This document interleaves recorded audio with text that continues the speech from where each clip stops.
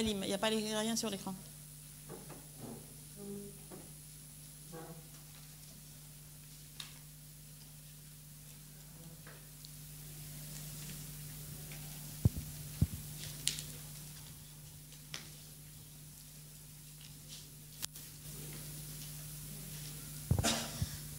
Alors, bonjour à tous. C'est un grand honneur d'être parmi vous à HLEF dans le cadre de la formation médicale continue. Je tiens à remercier les laboratoires Bezin et également donc l'association des médecins généralistes privés donc pour cette invitation. Aujourd'hui, donc je vais vous parler de l'examen du cœur fœtal en dépistage. J'aimerais savoir, avant de commencer, alors, le nombre de les gynécologues, s'il vous plaît, pour savoir un petit peu à qui j'ai affaire. Alors, les gynécologues, il y a une seule, c'est ça? Il y a une seule gynécologue. Les généralistes, s'il vous plaît, j'aimerais, voilà, il y a beaucoup de généralistes, c'est ce qu'on m'a dit. On m'a dit, il y a beaucoup de généralistes qui font de l'échographie, c'est ça, qui font de la gynéco. Voilà. Et je crois qu'il y a même des sages-femmes. Les sages-femmes, j'aimerais savoir, voilà. Les sages-femmes, il y a une seule sage-femme. Parfait. Alors, donc là, on va faire l'examen du cœur fœtal en dépistage. Il faut savoir que chez la femme enceinte, parmi les malformations, la fréquence des malformations cardiaques, elle vient en premier lieu. D'accord? En premier lieu. Donc, c'est important donc, de dépister donc, ces malformations. Il faut savoir, dans le monde en général, le dépistage, il est à 60%. Chez nous, c'est beaucoup moins, donc il faut qu'il y ait donc des formations pour améliorer donc le taux, la fréquence de dépistage de ces malformations. Alors, pourquoi c'est important de dépister? Vous avez d'abord les malformations, les urgences néonatales qui sont les anomalies du retour veineux pulmonaire, je vais vous expliquer tout à l'heure, et la transposition des gros vaisseaux, la coarctation de l'aorte. Si vous faites le diagnostic, si vous faites pas le diagnostic, le bébé il va mourir tout de suite à la naissance, d'accord? Maintenant, ce qui est important, ça c'est clair, mais ce qui est important, les experts maintenant insistent sur les malformations ductodépendantes, c'est-à-dire les malformations soit du cœur droit, soit du cœur gauche, qui sont dépendantes, tributaires du maintien du canal artériel ouvert. Je vais vous expliquer tout à l'heure sur le schéma sur la circulation fœtale. Si on ne dépiste pas ces malformations, et à la naissance, après le premier cri, on a la fermeture du canal artériel, il y a le collapsus, le bébé il va mourir tout de suite. D'accord? Donc vous voyez l'importance, donc les urgences néonatales et donc claires et les pathologies ductodépendantes. Il faut savoir que 30% des cardiopathies congénitales ont besoin donc d'une assistance en urgence. Vous faites le diagnostic anténatal des cardiopathies. C'est important, bien sûr, pour qu'il y ait un accouchement dans une structure adaptée. On diminue la mortalité et la morbidité fœtale, mais ce qui est important, c'est aussi de diminuer, donc d'améliorer donc le pronostic neurodéveloppemental du bébé. Donc, si on ne dépiste pas, soit le bébé il meurt immédiatement, soit on le sauve, mais comme on ne savait pas qu'il avait une cardiopathie, le temps de le prendre en charge. Cette hypoxie, elle est délétère au cerveau. C'est des enfants, peut-être on va les sauver, ils vont vivre, mais ils vont avoir des problèmes neurodéveloppementaux, c'est-à-dire ils ont par exemple des problèmes de concentration, de mémorisation, un échec scolaire. D'accord? Donc c'est très important. Maintenant, alors, c'est très important. Il faut savoir que dans le monde, là où ça travaille bien dans l'ensemble, une transposition des vaisseaux sur 2, elle est ratée. D'accord? Parce que les médecins ne sont pas formés dans ce sens. Et les phallos, on a 4 phallos sur 10 et le diagnostic, il est raté. D'accord? Il est loupé. Donc, c'est important donc, d'investir dans la formation médicale continue pour diminuer donc voilà ce taux de malformation cardiaque qui passe inaperçu. Et chez nous, c'est des taux qui donnent froid au dos quand même. On nous a dit dernièrement que 4 sur 100, on ne dépiste que 4 sur 100. d'accord, dans les transpositions des gros vaisseaux, avec les médecins qui s'occupent de ça. Et c'est grave. Maintenant, il faut savoir quelque chose de très important. C'est que quand on dépiste une cardiopathie, c'est la porte ouverte aux pathologies syndromiques. Donc, vous avez 37% d'anomalies extracardiaques et on a 28% d'anomalies génétiques. Donc, quand on dépiste une cardiopathie congénitale, adressez votre patient. C'est un gynécologue qui fait de l'expertise pour voir s'il y a d'autres anomalies associées. Le pronostic change s'il y a des malformations associées. Et si vous l'envoyez directement chez le cardiopédiatre, il ne peut voir que le cœur. Et après, donc, c'est dommage. Maintenant, je vais aller vite. Il faut l'examen du cœur. C'est un examen qui est dynamique. Le cœur bouge. Il faut connaître les coupes de référence, d'accord? Le dépistage répond à des impératifs que sont les recommandations en vigueur, c'est-à-dire la production de coupes opposables qui sont analogues au 2e et au 3e trimestre. C'est-à-dire, on doit produire la coupe des 4 cavités, la coupe de la voie d'éjection gauche, la coupe de la voie d'éjection droite, et depuis 2022, donc avec la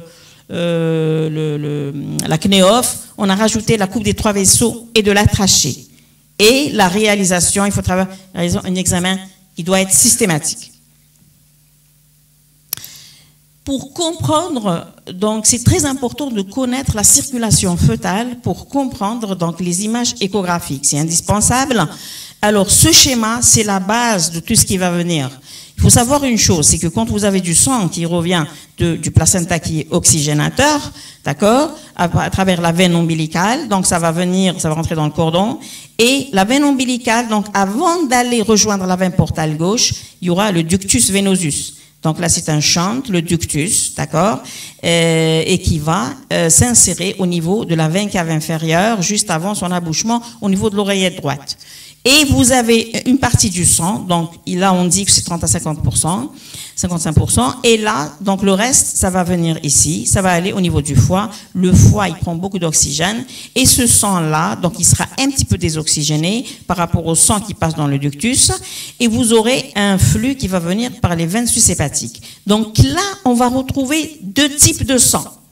Le premier, il est là, juste là. Il vient du ductus, là, il va être très rouge, il va aller rapidement dans l'oreillette gauche, à travers le foramen ovale et dans la mitrale, l'aorte, et il va vasculariser les vaisseaux du cou et les coronaires. Donc, vous voyez le sang du ductus qui est rouge à 100%, très oxygéné, c'est un flux rapide, saturé, il va passer là et va vasculariser le cerveau et va vasculariser les coronaires.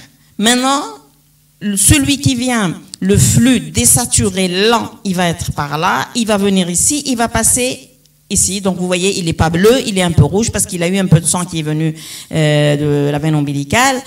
Et donc il va remonter, donc il va passer dans la tricuspide et il va passer dans l'artère pulmonaire. Maintenant, élément important, suivez-moi bien. Là, regardez, quand il va arriver dans l'artère pulmonaire ici, ce sang-là, il va pas aller très peu, 4% va aller dans les artères pulmonaires droite et gauche. Pourquoi? Parce que les résistances pulmonaires, les résistances vasculaires pulmonaires pendant la grossesse, elles sont très élevées. Donc la majorité du sang, il va dans, regardez ce petit canal, c'est ça le canal artériel. Le canal, il va aller là, et après il va où? Il va dans l'isthme. Ici, dans l'isthme aortique. L'isthme aortique, donc, c'est cette partie qui vient juste de l'aorte, qui vient juste après l'aorte horizontale, après le départ des vaisseaux du cou. Donc, canal artériel, ça va descendre. Et pour vasculariser quoi? Les organes sous-diaphragmatiques, les organes splanchniques. Jusque-là, est-ce que ça va pour tout le monde? C'est une session qui se veut interactive. N'hésitez pas à poser des questions, à lever la main. C'est bon? Alors, maintenant, si j'ai une pathologie, alors tout à l'heure on a parlé d'anomalie du retour veineux pulmonaire, je vais vous le montrer tout à l'heure. Ici, regardez, il y a 4 veines pulmonaires qui viennent derrière, c'est du sang qui vient des veines pulmonaires. Après, donc je vais vous expliquer sur des schémas d'échographie. Vous avez aussi l'interruption donc de l'aorte, donc à ce niveau. Et aussi, je vous ai dit, les anomalies ductodépendantes. C'est quoi les anomalies ductodépendantes? C'est-à-dire qui dépendent de ce ductus arteriosus, qui dépendent de ce petit vaisseau. Ici, le canal artériel, celui-là, après la naissance, après le premier cri, il se ferme. D'accord? Donc, vous n'avez plus de sang qui passe par là. Et donc, ce canal artériel, d'accord, pendant la grossesse, on en a besoin. Vous avez remarqué que quand on a des cardiopathies, souvent, donc, le bébé s'en sort parce qu'il y a des shunts. Alors, imaginons un problème de la voie droite.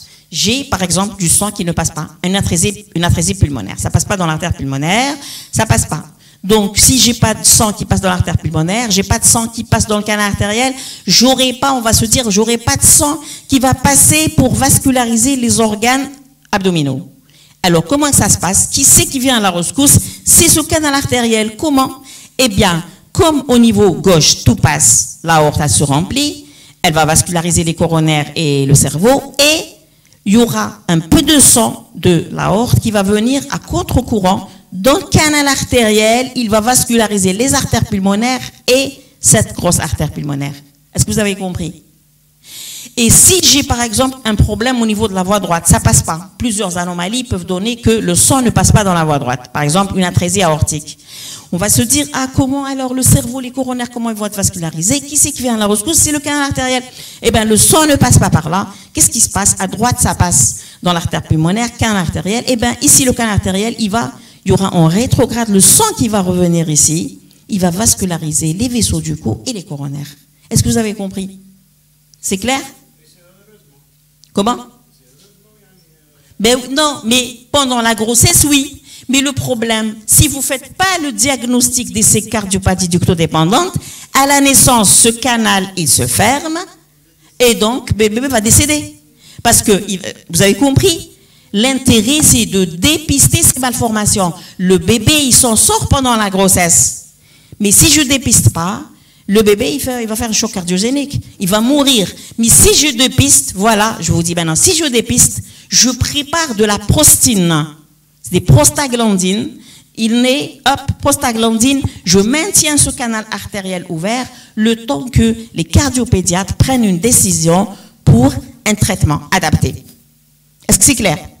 C'est très très important parce que si vous faites le cœur et vous ne comprenez pas ça, c'est difficile après de retenir et de faire de bons diagnostics.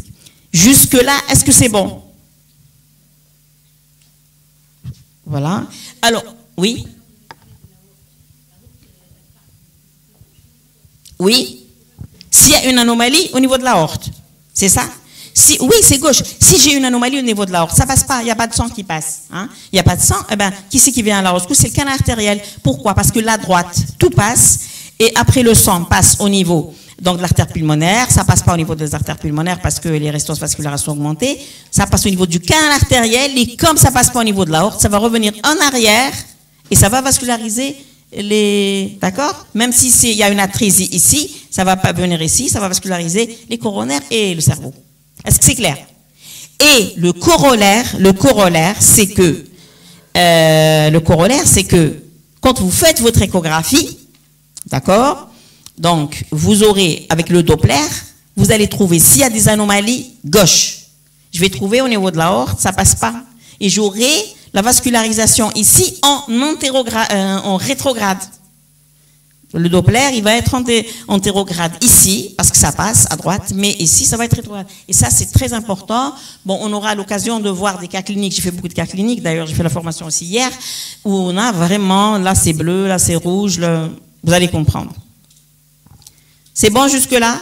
Il faut retenir une chose également, d'accord, en échographie. Ce qui attire votre attention, c'est que quand on a des anomalies, par exemple, au niveau des valves, il faut savoir une chose. Par exemple, cette valve, j'ai une atrésie mitrale. Le sang ne passe pas. Le sang, quand il ne passe pas, il ne va pas forcer la valve. Il va rebrousser chemin. D'accord? Et s'il rebrousse chemin, d'accord, il rebrousse chemin, vous aurez, ça dépend, la date à laquelle, à la gestationnelle à laquelle le problème se pose. S'il se pose très tôt pendant la grossesse, le cœur, c'est un muscle. Il va s'atrophier. Donc, si, très tôt, on a cette pathologie, une atrésie mitrale, eh bien, le ventricule gauche, il va vraiment même involuer. Quand vous faites une échographie, vous allez trouver un très petit ventricule gauche où parfois vous ne le voyez pas, vous voyez que le droit. Et la droite, c'est la même chose. Maintenant, si la pathologie s'installe plus tard, le ventricule, vous allez le voir, mais il va être plus petit. D'accord? Et il y a des conséquences. Par exemple, la vieux-sens, j'ai un problème à gauche, la vieux-sens, elle va taper à droite. Et vous avez quelque chose qui attire l'attention, c'est l'asymétrie des 4 cavités qui attire l'attention. Alors, il y a un élément important que je voulais vous dire dès le départ. C'est que la majorité là, vous êtes des dépisteurs. Il faut retenir une chose. Pour le dépisteur, on lui demande de dire que ce n'est pas comme d'habitude. Il faut que vous soyez expert du normal. Dans tout le fœtus, aujourd'hui on fait le cœur. Donc si vous connaissez les coupes à demander, tout ce qu'on vous demande, ce qu'il faut voir dans le cœur, et que vous connaissez, vous faites le normal, le jour où c'est pas comme d'habitude, vous adressez votre patiente à un expert, vous avez fait votre travail. On ne vous demande pas de faire le diagnostic. Ça, c'est très important. Maintenant, les nouvelles recommandations, on demande donc au dépisteur, on fait simple, on va à l'essentiel et on lui demande d'être expert du normal. Il ne faut pas vous bourrer le crâne avec plusieurs pathologies. Il faut retenir le normal. OK? Maintenant, voilà, ça je vous l'ai dit, on va passer, OK? Voilà. Alors, comment examiner le cœur normal en dépistage et comment raisonner devant un aspect inhabituel du cœur? Alors, il y a des réglages. Je ne sais pas, normalement, vous avez tous un échographe avec un réglage cœur. Voilà, je pense que vous avez un réglage cœur, mais il faut savoir une chose, c'est qu'il faut avoir une seule focale, les harmoniques moyennes, une dynamique à 8 à 9. Même si vous avez un réglage cœur, souvent, quand vous mettez la sonde sur programme cœur, vous avez une dynamique à 5, 6, mettez-la 8, 9. Parce qu'on dans le cœur, on n'a pas besoin de tissu. On aime bien le contraste noir et blanc. D'accord? La persistance basse et la sinus loop, c'est très important. Les étapes de l'examen, alors la première chose importante, c'est de connaître la position du fœtus. Le bon Dieu nous a créés avec des organes pairs, des organes impairs, et il faut savoir où est le dos, où est la tête du fœtus, pour savoir où est la gauche, où est la droite. D'accord? C'est très important parce que vous allez avoir des anomalies de position dans le cœur, des anomalies de situs abdominal de l'estomac. Si vous ne connaissez pas où est la droite, où est le gauche, vous ne pouvez pas donc avancer. Et on n'a pas le droit d'aller faire l'écho-cœur alors qu'on n'a pas vu le situs abdominal. Donc, souvent, quand je fais mes formations, la majorité ne connaissent pas le situs. Ils ne savent pas comment faire le situs. D'accord? Donc, je vais vous expliquer. Moi, jusqu'à il y a quelques années, j'imaginais le fœtus dans le ventre de sa maman et je retrouvais la droite et la gauche. Je ne me trompe pas. Mais il paraît qu'il y a certains, les experts qui nous ont expliqué qu'il y a certains qui ne peuvent pas imaginer donc cette situation. Il y a certains qui me disent, moi, je mets derrière mon échographe, une grande plaque et je mets, quand c'est céphalique, dos à gauche, la gauche elle est en bas, quand c'est siège, dos à droite, la droite elle est en haut, voilà. Mais depuis à peu près 3 ans, j'ai appris avec Nicolas Friès que, par exemple, quand le dos du fœtus, il est à gauche de la patiente, la gauche du fœtus suit la tête. Je m'explique. Céphalique, dos à gauche. Voilà. Le bébé, il est en céphalique avec un dos qui est à gauche. La gauche du bébé, elle est en bas, elle suit la tête. Siège, dos à droite. Siège, dos à droite. La droite du bébé, elle suit la tête, la droite, elle est en haut. D'accord? Qui veut dire gauche, veut dire que la gauche, elle est en bas, c'est-à-dire que vous allez trouver l'estomac en bas, l'aorte descendante en bas, la pointe du cœur qui est en bas. Est-ce que c'est clair? Comment?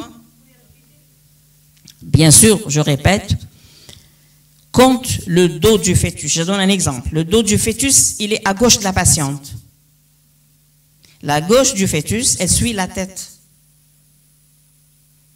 C'est simple. Alors là, après, c'est devenu, moi, depuis que j'ai appris ça, vous allez voir dans les livres, il y a plusieurs méthodes. Mais moi, celle-là, elle est hyper simple. On me dit, siège dos à gauche, je sais que la gauche, elle suit la tête, la gauche, elle est en haut. On me dit siège dos à droite, la droite elle est en haut. Céphalique dos à gauche, la gauche elle est en bas. Céphalique dos à droite, la droite elle est en bas. Parce que céphalique dos à droite, le dos à droite, la droite elle suit la tête. Vous avez compris? Et qui dit à droite, la droite, ça veut dire que l'estomac il est en haut. Vous avez compris? On va vous expliquer sur des... Il faut vous entraîner et vous allez voir. Alors, maintenant, l'analyse du situs abdominal. Alors, donc je vous ai dit, souvent les gynécologues, ils font pas le situs abdominal. D'accord? Le situs abdominal, regardez ça, c'est les slides de l'Esiog, et ça, c'est les sciences du collège. L'analyse du situs abdominal, l'estomac, c'est quoi? L'estomac, elle est au milieu, d'accord, de la moitié gauche, d'accord, de l'abdomen. Alors, l'estomac, parfois, vous allez la trouver à droite. Moi, hier, dans les cas cliniques que je leur ai fait, je leur ai mis 3 ou 4 cas, l'un derrière l'autre, où l'estomac n'était pas à gauche, elle était à droite. Mais si je ne fais pas le situs abdominal, je ne vais jamais me rendre compte que l'estomac, elle est à droite. Et souvent, quand vous avez une anomalie de situs abdominal, un estomac à droite, en haut, le cœur, c'est une cardiopathie complexe. D'accord? Voilà. L'aorte, ici, l'aorte, elle est à gauche. Regardez, l'aorte, elle est à gauche du rachis. Quand elle est au milieu, quand elle est à droite, c'est signe d'appel d'anomalie conotroncale. La veine cave inférieure, elle est à droite, en avant, légèrement du rachis. Elle est là. D'accord? La veine cave, parfois, elle n'existe pas dans les isomérismes droits. On n'a pas de veine cave inférieure. Donc, vous, expert du normal, vous devez faire toujours l'abdomen, je dirais, mon estomac, elle est à gauche, que l'aorte, elle est à gauche, que la veine cave, elle est là. Je vais vous apprendre comment il faut la voir. Et là, on dira que le situs abdominal est en situs solitus et présence d'une veine cave inférieure sus-rénale, parce qu'elle peut ne pas exister et c'est pas normal. Voilà, il faut vous habituer. Voilà, situs abdominal, c'est comme ça. Le jour où vous trouvez, vous faites le situs céphalique dos à gauche, alors l'estomac n'est pas en bas, eh ben, c'est pas normal. Vous orientez votre patiente, vous avez fait votre travail. C'est magnifique. Et puis l'expert, il va vous rendre la réponse et comme ça, vous allez avancer. Quand vous avez un cas, vous avancez. Maintenant, le situs cardiaque.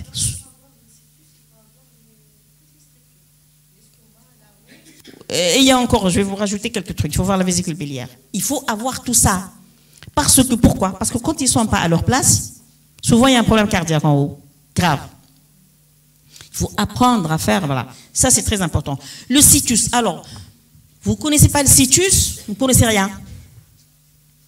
Mais parce que beaucoup ne connaissent pas, parce qu'ils n'ont pas été formés. Mais maintenant, vous allez être formés, vous allez les connaître.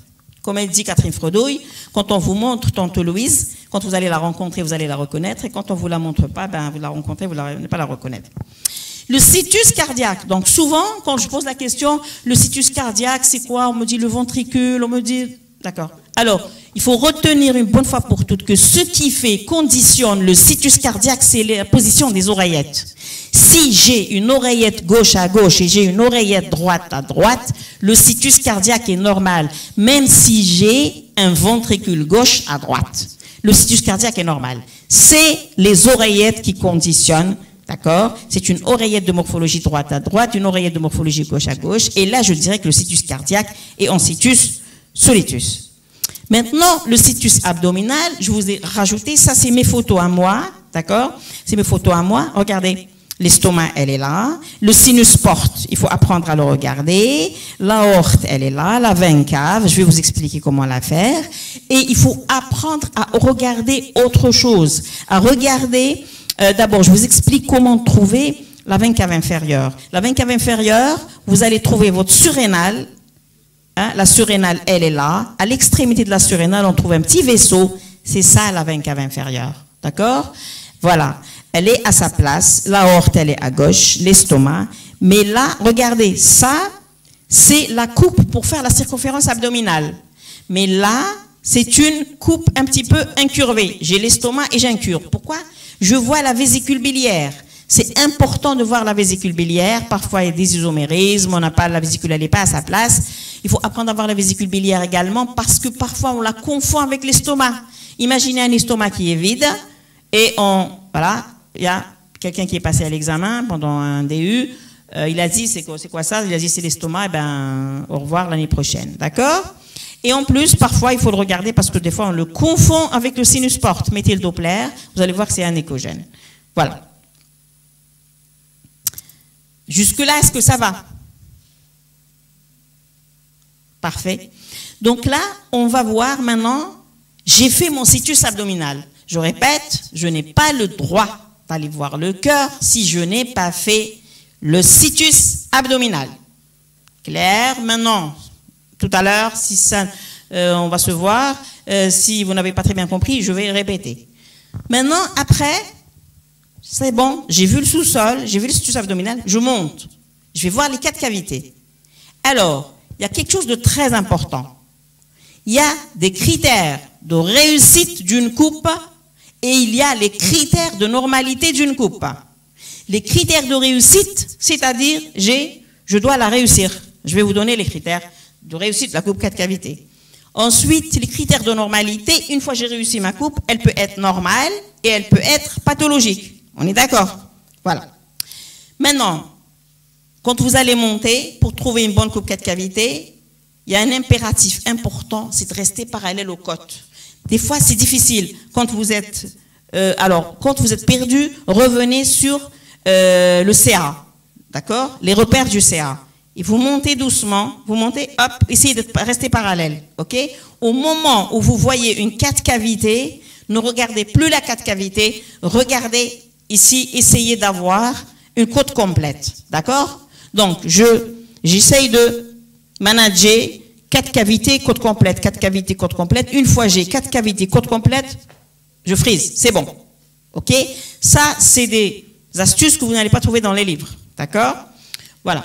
Donc, j'ai ma côte complète, j'ai ma 4 cavités. Là, je vais commencer par une vision globale du cœur. Il y a une méthode qui est très intéressante, que vous allez voir aussi sur Internet. Vous connaissez tous Marilyn Levy et Bertrand Stoss. Ils ont une méthode, la méthode de Lévi-Strauss, de 5, 4, 3, 2, 1. 5, c'est une vision globale du cœur, et pour faciliter, avec un acronyme SPOR. SPOR, c'est le situs, on l'a fait tout à l'heure. P, c'est la position du cœur. O, c'est l'orientation de la pointe. R, c'est le rythme cardiaque. Et T, c'est la taille du cœur. D'accord? Ça, c'est la vision globale. Donc, en général, quand vous êtes sur 4 cavités, plus une côte complète, je suis bien. Le cœur, il occupe le tiers du thorax et un tiers de la masse, elle est à droite et 2 tiers, ils sont à gauche. D'accord? Voilà. Ensuite, si je vois que l'axe du cœur, c'est un peu plus gros, l'axe du cœur, il n'est pas normal. Le cœur, normalement, l'axe du cœur, il est 30-45 degrés à gauche, une petite lévocardie. D'accord. Mais si je vois que, par exemple, c'est presque à 45 degrés, c'est presque 90 degrés, par exemple, je vois qu'il y a une lévocardie exagérée, qu'est-ce que je fais? Je mesure l'axe du cœur. L'axe du cœur, c'est quoi et comment on le mesure? On a des outils sur l'échographe. J'ai toujours, regardez, 4 cavités, côte complète. Qu'est-ce que je fais? L'axe du cœur, c'est comment? C'est d'abord, on trace une droite antéro-postérieure entre le rachis et le sternum. The first, the second, vous avez une autre droite qui va dans le septum interventriculaire. Et l'axe, c'est celui-là. 30 à 45 degrés, un petit peu, donc à gauche. Maintenant, la taille et les parois du cœur. La taille et la paroi du cœur, quand je vois par exemple le cœur, il est augmenté de taille. Vous, dépisteur, vous n'êtes pas obligé de faire tout ça. Vous dites que le cœur, il y a une cardiomégalie, vous l'envoyez, vous avez fait votre travail. Mais pour ceux qui veulent avancer, alors on peut mesurer quand le cœur est gros, on fait ce qu'on appelle un index cardiothoracique. Un index cardiothoracique, c'est on met une ellipse sur le cœur, comme ça, tout le cœur, et une ellipse là, on passe sur les côtes. Et normalement, entre 0,45 et 0,50.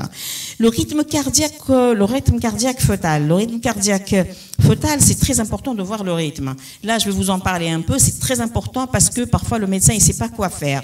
Parfois, vous avez ce qu'on appelle des contractions. Tac, tac, tac. Après, c'est normal. Ça compte tac, tac, tac. Après, tac, tac, tac. Ça, c'est des extrasystoles auriculaires. Normalement bénignes. C'est des extrasystoles, c'est des contractions auriculaires prématurés qui sont qui passent dans le septum interventriculaire ou qui ne passent pas, c'est pas un problème. Quand vous voyez que après ça part, on contrôle, c'est bon, c'est pas la peine d'adresser votre patiente chez un expert pour un trouble du rythme. Maintenant, vous voyez que c'est une bradycardie, presque le cœur des fois s'arrête. Là, parfois, vous avez trop appuyé. Alors, essayez de ne pas appuyer, d'accord, vous faites autre chose, d'accord, et vous allez revenir, vous allez voir que tout rentre dans l'ordre, c'est bon, c'est vagal, parce que vous avez trop comprimé. Maintenant, c'est le cas où vous avez une bradycardie. Alors, tout le temps, on est à 50-60, je fais le Doppler, 50-60, tac, tac, tac. S'il n'y a pas de malformation, avant d'envoyer votre médecin chez l'expert, souvent, c'est des maladies de système, soit un lupus, soit un gouge rocheux grain, syndrome sec. Donc, qu'est-ce que vous faites? Vous envoyez votre patiente au médecin interne, vous dites aux internistes, s'il vous plaît, on a une bradycardie, recherchez maladie de système, il va faire les anticorps anti-SSA, anti-SSB, vous allez voir que souvent, c'est des lupus, d'accord? Maintenant, il y a des bradycardies en rapport avec des malformations. Là, en tout cas, vous voyez que ces bradycardies, ça persiste, vous l'envoyez, vous avez fait votre travail. Maintenant, les cas de figure où vous avez des tachycardies. Des tachycardies, là, c'est très grave. Il faut ralentir le cœur. Pourquoi? Le cœur, il bat tout le temps. Il y a une systole et une diastole. Il y a une systole, il se contracte, une diastole, il se repose pour pouvoir travailler après. Mais s'il n'y a pas, s'il y a une tachycardie, ça dépasse 180-200, là, le bébé, il risque de faire une insuffisance cardiaque. Et là, le cœur, il faut le ralentir. Comment le ralentir? C'est avec la digoxine, la flicaïne, c'est des digitaliques.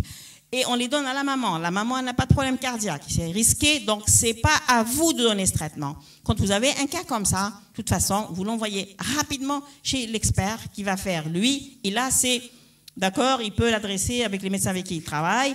Donc, on va voir avec les... Normalement, elle est hospitalisée, la dame, parce que donner à titre externe des digitaliques, c'est dangereux. Elle est hospitalisée. Elle va il y a une exploration chez la dame, comme elle n'a pas de problème cardio. Et on lui donne donc un traitement, on surveille la fréquence cardiaque fœtale. Quand elle est normale, on sort la dame et on la suit. À la naissance, après, il y a une prise en charge. D'accord? Donc, rappelez-vous, tachycardie, c'est une urgence. Il faut adresser. Et parfois, vous n'avez pas la tachycardie tout le temps. Vous avez, par exemple, des extrasystoles, puis avec des accès de tachycardie.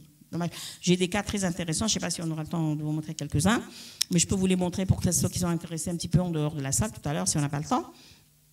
C'est très intéressant. Donc, parfois, vous avez des extrasystoles avec des accès de tachycardie. Et là, c'est très grave. C'est urgent. Insuffisance cardiaque, le bébé, il risque de mourir. Maintenant, ça, c'est pour le... Voilà. Et la meilleure... Bon, là, donc, je ne vais pas vous montrer en mode TM, c'est pas un problème. Regardez, le rythme et la contractilité. La contractilité, quand vous regardez les cas de cavité, il faut voir la contractilité. D'accord? La contractilité, l'échogénicité et l'épaisseur du myocarde, elle doit être donc analogue des deux côtés. Regardez ici, vous avez un ventricule gauche qui est le droit, il est bien, le gauche, il est s'ouvre pas. Et regardez la vieux sens, le sang ne passe plus ici. D'accord? Regardez cette structure-là. Regardez, il y a une petite excroissance ici, c'est ce qu'on appelle la crista terminalis. La crista terminalis, c'est un vestige donc embryonnaire qui reste, donc vous le voyez ici, et c'est un repère pour repérer l'oreillette droite. D'accord? L'oreillette droite, pourquoi? Parce qu'il y a des anomalies. On n'a pas de cloisonnement, on n'a pas de septum, on n'a rien, et vous ne savez pas où est la droite, où est la gauche. Et ces signes-là vont vous aider à savoir où est la gauche, où est la droite. Maintenant, voilà. Alors, la coupe 4 cavités, elle fait le diagnostic de 40 à 60% des anomalies cardiaques congénitales. D'accord? Et il faut donc la réussir. Quels sont les critères de réussite? Donc, vous avez ici 7 critères de réussite, mais moi, je vais faire simple. Alors, c'est quoi? Il faut d'abord zoomer. L'image, elle doit être zoomée. La aorte descendante, je dois la voir. D'accord? Je dois être dans le 6e espace intercostal. C'est facile, je vous ai expliqué tout à l'heure. Je suis sur le CA, je monte, j'ai 4 cavités, côte complète, j'y suis. OK? Ça, c'est une astuce. Ensuite, je dois voir la pointe, je dois voir les veines pulmonaires et je dois voir les valves auriculo-ventriculaires. Je ne dois pas voir le sinus coronaire. Sinus coronaire, c'est le système de drainage du cœur, du retour veineux du cœur, et c'est un vaisseau qui est horizontal situé derrière donc le plan de la mitrale. Il est juste en dessous de la coupe 4 cavités. Si je le vois, ça veut dire que je suis en... Je ne dois pas voir le départ de l'aorte. Si je vois le départ de l'aorte, je suis au-dessus un petit peu. Donc, en résumé, coupe axiale stricte passant par l'espace intercostal, je vous ai expliqué comment, la pointe du cœur, je dois la voir, les deux veines pulmonaires, je dois les voir, la visualisation des deux valves auriculo-ventriculaires, valve aortique et sinus coronaire non visible, aorte descendante visible et un cœur occupant le tiers de l'image, c'est le zoom. Est-ce que c'est clair? J'ai réussi. Maintenant, je l'ai réussi. Les critères de normalité. Vous allez me dire, ah, s'il y a trop d'écriture doctorat, et dire, mais non, je vous ai mis juste sur une slide, mais tout ça, on l'a vu. On a dit que la pointe du cœur, elle est à gauche, d'accord? Il y a une discrète lévocardie. On a dit que l'aorte descendante, elle est à gauche, d'accord? Alors, le situs, c'est la concordance auriculo-ventriculaire. Le situs cardiaque, on a dit que l'oreillette gauche, elle est à gauche et l'oreillette de morphologie droite, elle est à droite. La valvule de Vieux-Sens, elle tape donc à gauche avec les veines pulmonaires au contact de l'oreillette gauche. Ce qui fait reconnaître le ventricule droit, c'est la bandelette modératrice, d'accord, ici, donc à droite. On a des 4 cavités avec la méthode de Lévi-Strauss. 5, c'est sport, vision globale du cœur. 4, c'est... alors, les 4 éléments, c'est équilibre des 4 cavités, d'accord? Les valves auriculo-ventriculaires, on les voit. Les veines pulmonaires, on les voit. Et le septum, d'accord? Interventriculaire, interauriculaire. Donc, ce septum-là, on a une concordance, on a un cloisonnement, donc qui est continu et rectiligne et qui dépasse le plan au niveau des valves. Et l'épaisseur et l'écogénicité et la contraction des ventricules qui est normale, les deux veines pulmonaires qui s'abouchent au niveau de l'oreillette gauche et pour les valves, on les voit et il y a un décalage des valves. D'accord? Vous voyez? Oui? Oui, j'ai dit, donc les valves, elles doivent être décalées. Il y a un décalage mitro-tricuspide. D'accord? D'ailleurs, ce qui nous fait reconnaître, par exemple, surtout le ventricule droit, c'est le fait qu'il ait des trabéculations, et il a des trabéculations au niveau de la pointe. Il y a plusieurs caractéristiques, mais surtout les trabéculations au niveau de la pointe, et la plus grande trabéculation, c'est la bandelette modératrice. Et sa valve qui est plus apicale. Parce que le ventricule, il marche avec sa valve. Et le gauche, le plus important, c'est qu'il n'a pas de bandelette modératrice et il a sa valve qui est plus basale. Il y a d'autres critères que je vais rajouter, mais ça, c'est le plus important. Est-ce que c'est clair? Maintenant, voilà. Alors, le plan des 4 cavités. Pourquoi ce plan des 4 cavités est important? Il dépiste 40 à 60 des anomalies cardiopathiques congénitales. Je veux vous montrer les veines pulmonaires. Les veines pulmonaires, c'est très important. Si vous faites, alors, tous ceux qui sont là, il y a beaucoup de médecins généralistes, quand vous faites la coupe 4 cavités, il faut voir 2 veines pulmonaires, pas une seule. D'accord? À un moment donné, on nous disait il faut voir une seule avec le Doppler. Donc, il y a Nadine David qui est passée à côté d'une anomalie de retour veineux pulmonaire. Après, il y a eu Edwin Quarello. Et depuis, on vous dit il faut avoir cet aspect en corps de taureau ou en calot de lauréat. Il faut voir les 2 veines pulmonaires. Pourquoi? Parce que ces veines pulmonaires, en anténatal, elles ne participent pas beaucoup au retour veineux pulmonaire. Le sang qui vient au niveau de l'oreillette gauche, il vient surtout par le foramen ovale. Et ici, dans les 4 veines pulmonaires qu'il y a, donc 2, on voit ici les inférieures, les supérieures et les inférieures, elles ne travaillent pas beaucoup en anténatal. Mais dès la naissance, le premier cri, le trou de Bottal se ferme, et les résistances vasculaires pulmonaires, elles vont baisser, il y aura un retour veineux pulmonaire, beaucoup de sang qui va revenir. Mais si il n'y a pas de connexion, d'accord, il n'y a pas de connexion parce qu'il y a une anomalie, d'accord, il y aura un collecteur, mais ce n'est pas connecté, c'est le choc cardiogénique, le bébé il va mourir. Donc c'est important, beaucoup ne savent pas le faire, mais il faut avoir ça. Vous n'arrivez pas à le voir, eh bien, vous adressez à la patiente. Voilà, donc je vous ai mis une vidéo, donc il faut avoir cet aspect pour les veines pulmonaires. Voilà. Maintenant, reconnaître les cavités cardiaques. Alors, si j'ai 4 cavités, ça ne veut pas dire, si j'ai 4 cavités, ça ne veut pas dire que l'oreillette gauche, elle est à gauche, l'oreillette droite, elle est à droite. Ça ne veut pas dire que le ventricule gauche, il est à gauche et le ventricule droit, il est à droite. OK? Donc, il faut reconnaître les cavités. Mais il faut, vous qui devez être expert du normal, il faut reconnaître ça. Comment je reconnais un ventricule droit? Je vous l'ai expliqué tout à l'heure, surtout la bandelette modératrice et le décalage, donc à la pointe, dont la valve tricuspide ici. Et comment je reconnais le VG? Surtout, donc il forme la pointe du cœur et le septum, il est libre de trabéculation. J'ai pas de trabéculation et sa valve, elle est plutôt vers la base et on a une continuité septo-aortique et mitro-aortique quand on fait la coupe VG-aorte. Maintenant, bon, ça je passe, c'est pour nous. Les oreillettes, donc les oreillettes. Une oreillette de morphologie gauche à gauche, ça veut dire que c'est une oreillette gauche, elle est carrée. Pourquoi elle est carrée? Parce qu'elle reçoit les veines pulmonaires, d'accord, et elle a la valvule de Vieux-Sens, d'accord. L'oreillette droite, elle est un peu ovale. Pourquoi elle est ovale? Parce que sur le plan des 4 cavités, elle ne reçoit rien. Maintenant, je vous ai montré la crista terminalis, d'accord? C'est un autre signe qui va vous aider à dire que c'est une oreillette droite, d'accord? En plus, voilà, et à gauche, on avait les veines pulmonaires. L'équilibre des cavités, regardez, il faut savoir que jusqu'à 18 semaines, les cavités droites et les cavités gauches, c'est la même chose. Mais à partir de 18 semaines, on commence à avoir un petit déséquilibre qui n'est pas important. Souvent, bon, je ne parle pas de la cause, et vous aurez les droites qui sont un peu supérieures par rapport à la gauche.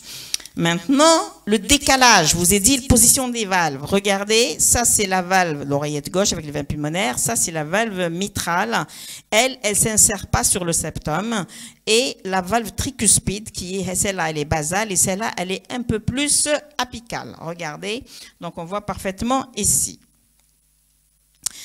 Maintenant, ce qui est important, regardez là, je vous ai mis, donc je suis sur un abord latéral, je vois bien tout le septum, je vois bien la valvule de Vieux-Sens, le septum primum, et ici, regardez, donc une bonne coupe sur la coupe 4 cavités en dynamique. Alors, je voulais vous rajouter un autre signe pour le ventricule droit. Le ventricule droit, je vous ai expliqué, les trabéculations, la valve qui est un peu plus apicale, mais vous avez un ventricule droit, il a 3 côtés, contrairement au gauche. Le gauche, il a un côté par là, externe, et le septum.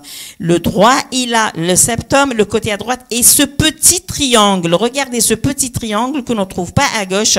C'est caractéristique du ventricule, c'est la caractéristique du ventricule droit. Il y a des moments où vous avez des anomalies de cloisonnement, c'est-à-dire que vous n'avez pas de septum, vous n'avez pas de, d'accord, on ne sait pas où est la droite, où est la gauche. Et c'est ça qui va nous aider, voilà. Donc regardez, donc à droite, vous voyez le triangle, ok, la concordance des cavités.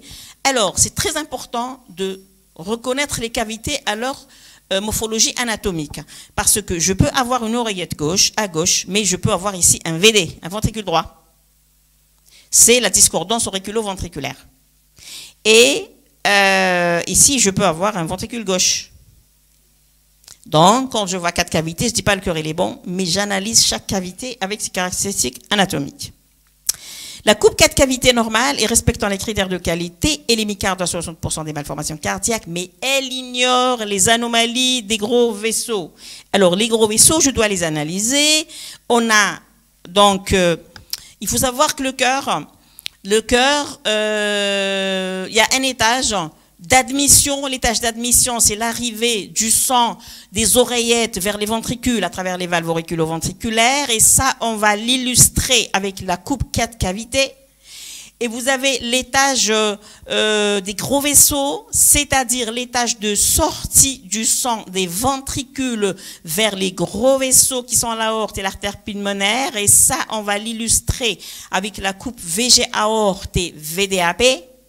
Et vous avez l'étage vasculaire, c'est les gros vaisseaux extra-péricardiques qui ne sont plus dans le cœur, ils sont à l'extérieur. Et on va l'illustrer avec la coupe 3 vaisseaux plus trachée. Maintenant, on est dans l'étage VG aorte. Regardez, VG aorte. Je vais vous montrer comment il faut regarder. Alors, sur le VG aorte, il faut regarder, donc à ce niveau-là, il faut mettre vos ultrasons sur la région périvalvulaire. C'est très important. Il ne faut pas être sur le septum interventriculaire, mais plutôt comme ça. Regardez, pour voir, regardez les ultrasons par cette région. Pourquoi? Parce que, pour voir s'il n'y a pas une CIV d'éjection. Et comment je regarde s'il y a une CIV d'éjection? C'est très important. Regardez, il faut apprendre à regarder les valves. Les valves, ici, je vois la valve donc des sigmoïdes aortiques. Votre CIV, elle siège derrière. Parce que le gynécologue, il ne sait pas. Où est-ce qu'il va regarder la CIV? C'est là, il ne sait pas. Donc, il regarde, il dégage bien la région périvalvulaire. Il regarde bien les valves, il retrouve la valve, l'insertion ici, eh bien, la CIV, elle est là. S'il n'y a rien, il n'y a pas de CIV derrière la valve. Voilà. Alors, le premier vaisseau qui sort du centre du cœur, du ventricule gauche, il va à droite, il est à paroi parallèle. C'est une aorte, il ne bifurque pas et on a une continuité septo-aortique et mitro-aortique. C'est la paroi postérieure de l'aorte qui est en continuité avec le septum et la paroi antérieure, elle est en continuité avec la mitrale. Maintenant, la voie d'éjection droite. La voie d'éjection droite, donc, alors, vous avez la 4 cavités, je vous ai expliqué comment. Je suis sur le CA, je monte, j'ai 4 cavités. Ensuite, pour la voie d'éjection en gauche, il vaut mieux aller en sagittal et essayer de dégager donc l'aspect en ballerine ou en pied de danseuse de la voie d'éjection en gauche. Maintenant, pour la voie droite, je reviens sur ma 4 cavités, je monte, hop, jusqu'à ce que j'arrive sur ça. Là, c'est la coupe des 3 vaisseaux de You. La coupe de 3 vaisseaux de You, d'accord, vous avez l'artère pulmonaire, branche droite de l'artère pulmonaire qui cravate l'aorte et avec une veine cave supérieure. Il faut retenir que dans ça, vous avez l'artère pulmonaire qui va être un peu plus augmentée de diamètre par rapport à l'aorte qui va être supérieure à la veine cave. Donc, si vous avez des anomalies des gros vaisseaux, vous allez vous rendre compte ici, d'accord, voilà. Maintenant, alors, rappelez-vous, coupe des 3 vaisseaux de You, les vaisseaux divergent. La coupe des 3 vaisseaux, voilà, regardez, voilà. Et le deuxième vaisseau, le premier vaisseau aussi qui sort du ventricule droit, il est globuleux, il bifurque rapidement, d'accord? Il n'est pas long comme l'aorte, voilà. Et maintenant, donc le voici, c'est une autre coupe. Après, on passe à la coupe des 3 vaisseaux étrachés. La coupe des 3 vaisseaux étrachés de Yagel, c'est différent de la coupe de tout à l'heure. Celle de tout à l'heure, les vaisseaux divergent. Celle-là, ils convergent. Comme j'ai dit tout à l'heure. Alors, selon la méthode de Lévi-Strauss, 5, on l'a vu. Vision globale du cœur, 4, on a vu. 3, c'est les vaisseaux de tout à l'heure. Donc, on a attendez, alors 5, 4, 3. Donc, c'est les vaisseaux qu'on a vus tout à l'heure, VG, aorte et VDAP. Ici, vous avez donc 3 vaisseaux. Il faut retenir 3 caractéristiques. D'accord? 3. Donc, on a le nombre 3 vaisseaux. Je peux avoir 4. C'est pas normal. Je peux avoir 2, c'est pas normal. Et l'essentiel, c'est de trouver 3. 1. Première caractéristique, c'est le nombre. Puis, c'est la taille. Normalement, donc ces vaisseaux, ici, c'est le canal artériel. Là, c'est l'aorte horizontale, la veine cave, et vous avez la trachée. Ces vaisseaux-là, donc, on a celui du canal artériel, il est un peu supérieur sur plan taille par rapport au canal, par rapport à l'aorte horizontale et par rapport supérieur à la veine cave. Maintenant, la taille. Puis, la position. Ces vaisseaux-là, ils sont alignés. C'est-à-dire, je trace une droite de la face antérieure du canal artériel et de la veine cave, l'aorte, elle passe en arrière. C'est une droite, c'est aligné. Si jamais cette aorte, elle passe un peu en avant, ça fait un triangle, c'est pas normal, c'est évocateur d'une transposition des gros vaisseaux. D'accord? Maintenant, 3 caractéristiques. Et puis, ces 3 vaisseaux, ils vont, donc, vous avez les bicrosses, la bicrosse, ils vont à gauche de la trachée. À gauche de la trachée. Ils font un V à gauche de la trachée. Pourquoi? Parce que je peux avoir le canal artériel à gauche, la trachée, et l'aorte, elle est à droite de la trachée. C'est pas normal. Vous, experts du normal, retenez que ça va à gauche de la trachée. D'accord? Si elle va à droite, c'est une crosse aortique droite, c'est pas normal. Risque de microdélétion en 22Q1 de Georges et tout. Maintenant, ces 3 vaisseaux encore, ils sont antérogrades. Je mets le Doppler. Le Doppler, il est antérograde. C'est-à-dire, ça monte vers le haut. Si je peux avoir, par exemple, un, il est antérograde, l'autre, il est rétrograde. Ça m'oriente vers des pathologies. Par exemple, je peux avoir un canal artériel antérograde et l'aorte horizontale rétrograde. C'est un problème sur la voie gauche. Et si c'est le contraire, c'est une anomalie sur la voie droite. Mais vous, experts du normal, quand vous retenez le normal, c'est pas comme d'habitude, vous adressez votre patiente, c'est une bonne chose. Coupe, là, voilà, là c'est la coupe 3 vaisseaux et trachée. Regardez, ça c'est la zygose. Bon, je vais passer comme ça, voilà. Regardez, le Doppler, les deux c'est bleu. Pourquoi c'est bleu? Ça, la sonde parce qu'elle est là, ça descend, c'est antérograde. Et puis, voilà. Et regardez là, ça c'est, regardez la zygose qui vient là, et regardez les vaisseaux. Donc voilà la trachée. Regardez, ça c'est la trachée. Ça, c'est la trachée. Et les 2 vaisseaux, ils vont à gauche de la trachée pour aller rejoindre l'isthme aortique. Ça, c'est les coupes de crosse. On ne vous les demande pas pour vous. Là également, le retour veineux pulmonaire, c'est pas très important. Le stick, c'est en 4D. Là aussi, on vous le demande pas. C'est pas un problème. Aussi, c'est en 3D. Ah, voilà. Ça, it's very important. Yes. Là, c'est important. Voilà. Là, c'est un balayage thoraco-abdominal. Regardez, je fais comme ça, d'accord? Hop, je vais du situs, je balaye. Tac, tac, tac, je ne reste pas à l'autre, j'arrive en haut jusqu'aux 3 vaisseaux plus trachés, je frise. Je frise et après, je regarde doucement, je reviens et en ralenti, je vois image par image et regardez, sur un seul balayage, je peux voir la coupe, même 6 étages. Regardez, ici c'est le situs, je vois l'aorte à gauche, l'estomac, d'accord. Ensuite j'aurai la coupe 4 cavités, la coupe 4 cavités, côte complète. Regardez, je vois les veines pulmonaires, je vois le ventricule droit avec sa trabeculation, le gauche, les valves, la valvule de vieux sens, d'accord.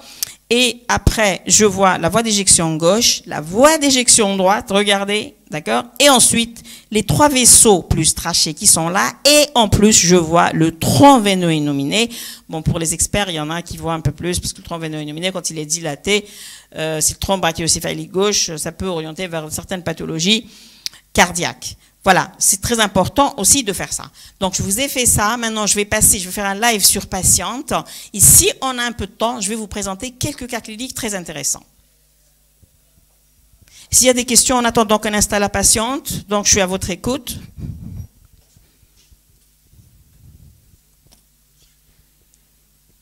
Alors, rappelez-vous que vous devez être expert du normal. Il ne faut pas trop vous bourrer la tête avec... Donc les pathologies, je vais juste voir le temps qui m'est imparti.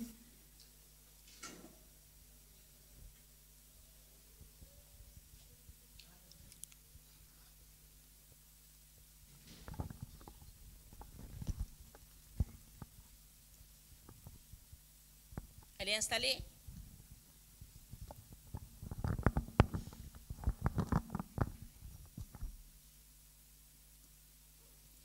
En attendant qu'il m'installe la patiente, alors on fait le switch, s'il vous plaît. On va sur l'échographe, l'HDMI. La patiente, elle n'est pas encore là? Est-ce qu'il y a des questions donc en attendant? Sinon, s'il vous plaît, le temps qu'on fasse le switch, j'aimerais bien que je reparte sur des cas cliniques, s'il vous plaît. Est-ce que c'est possible?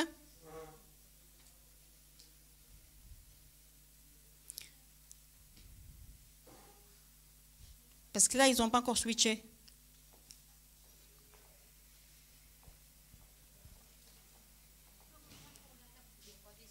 Oui. Coupe des 3 vaisseaux. Je vais vous montrer sur le live. D'accord? C'est mieux. Mais là, j'aurais aimé vous montrer quelques cas cliniques en attendant qu'ils installent la patiente. Est-ce que c'est possible?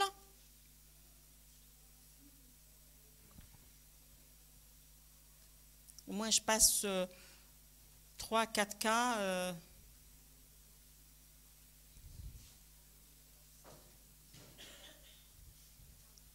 Oui? Docteur Aïtidir, oui? Oui? Le Doppler de l'artère ombilicale, est-ce qu'il peut nous orienter sur une cardiopathie? Alors, elle pose une question. Le Doppler ombilical, est-ce qu'il peut nous orienter sur une cardiopathie? Pas vraiment, non. Non.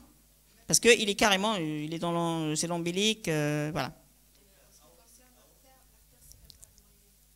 Alors, l'artère cérébrale moyenne, non, ça ne nous oriente pas.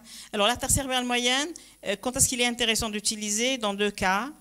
Soit quand vous avez un retard de croissance pour voir est-ce qu'il y a une redistribution cérébrale, voilà, et soit quand vous avez une anémie fœtale, soit d'origine maternelle, soit d'origine fœtale à chaque fois qu'on a un shunt, d'accord, un tératome syncoccygien, un névrisme de la veine de Galien.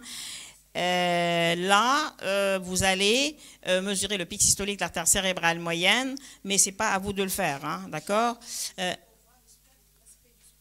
Non, c'est-à-dire déjà pour faire le spectre, il faut bien connaître le Doppler, il faut être, voilà, il faut être à 0, angle moins de 15. Ensuite, pour ne pas appuyer, c'est toute une technique pour voilà, dire est-ce qu'il y a une anémie fœtale ou pas. Le pic systolique de l'artère cérébrale moyenne, normalement, il doit être donc inférieur à 2 fois la gestationnelle. S'il est supérieur à 2 fois la gestationnelle, il y a probablement une anémie, mais pour être plus informatif, il faut être sur le site périnatologie.com. Vous introduisez la gestationnelle, le pic systolique de l'artère cérébrale moyenne, et il va vous donner en môme multiple de la médiane. Si c'est supérieur à 1,5, il y a une anémie modérée. Si c'est supérieur à 1,55, c'est une anémie sévère. Et c'est là qu'on décidera. Et même si vous le faites, donc il y aura l'expert toujours qui va être derrière pour, voilà, pour décider. Donc, en attendant qu'on installe la patiente, j'aimerais juste rappeler qu'il faut être systématique. Bon, on fait l'échographie fœtale. Vous devez fournir les 23 clichés du 2e trimestre. Il faut être capable de fournir les 23 clichés avec les critères de qualité. Si on n'arrive pas à les fournir, à chaque fois que vous n'arrivez pas à voir un élément, il faut orienter. Parce que tout peut aller bien. Voilà. Un. Deuxièmement, pour le cœur, il faut fournir... Oui. Non, mais bon, je parle pour tout le monde. Hein. Oui. Vous êtes généraliste, c'est ça. J'ai beaucoup de généralistes avec qui je travaille. C'est magnifique, je les encourage. Donc à votre niveau, du Inou Sara, ils travaillent très bien. Mais toujours, quand on fait la formation médicale continue, on répète que vous ne... Voilà, et il faut... Alors, il y a un élément important, c'est que ne dites pas à la patiente, madame, j'ai pas bien vu ça, voilà, je suspecte ça, revenez une autre fois. Non, vous dites ça, la patiente, elle va faire le tour partout, 4-5 gynécos, après elle atterrit chez nous. Ça, c'est pas bon. Maintenant, vous voulez contrôler quelque chose, ne lui dites rien, juste vous dites la position, elle n'est pas bonne, on va vous contrôler. Alors, élément important pour le cœur, c'est très important de vous dire que pourquoi l'examen du cœur il est un peu difficile? Parce qu'il est tributaire du BMI de la femme, d'accord, de l'échogénicité de la femme. Et il est tributaire également de la position du fœtus, d'accord? Alors, il ne faut pas... Élément important, c'est que vous avez au niveau de l'abdomen la région périombilicale, le flanc droit, le flanc gauche, l'hypocondre gauche, l'hypocondre droit, la fosse iliaque droite, la fosse iliaque gauche pour tourner autour du bébé. Des fois, j'ai ma sonde qui est là, le cœur qui est là. Et utilisez votre main gauche. La pédale, qui c'est qui travaille avec la pédale? Voilà, il y a une seule. Vous n'êtes pas la seule. La majorité. Bon, quand on commence à l'hôpital, il n'y a pas de pédale. Et quand on va dans le privé, on continue. La majorité des gynécos, on leur vend l'échographe avec la pédale. Mais la pédale, elle est dans la boîte encore. Moi, par exemple, chez moi, de temps en temps, il y a des jeunes, je les vois tout le temps, la pédale, elle est de l'autre côté.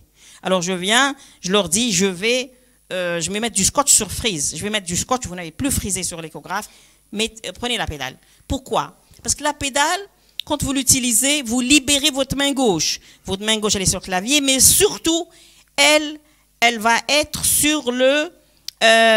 vous me dites quand c'est prêt pour la patiente? Surtout, la main, elle va vous aider avec des petits mouvements de pression à rapprocher le fœtus de la sonde. Pourquoi? Parce que tout simplement, pour des raisons purement physiques et acoustiques, quand on veut échographier une structure, il faut être perpendiculaire à cette structure. Moi, je me mets en face de vous, je vous vois mieux pour vous décrire. Si vous restez comme ça, moi je suis par là, vous restez comme ça, je ne vais pas bien vous regarder. Alors les ultrasons, plus au nez, direct, oui, c'est bon? Et alors switchez, mettez l'écho. Et vous switchez, je prends la sonde. Donc je suis en face. J'ai les ultrasons, j'en ai beaucoup qui viennent directement, j'en ai beaucoup qui sont réfléchis, rétrodiffusés et qui vont me donner beaucoup de signal en échelle de gris et une très bonne image, plus les réglages. D'accord? Ça, c'est très, très important. Bon, je vais passer de l'autre côté.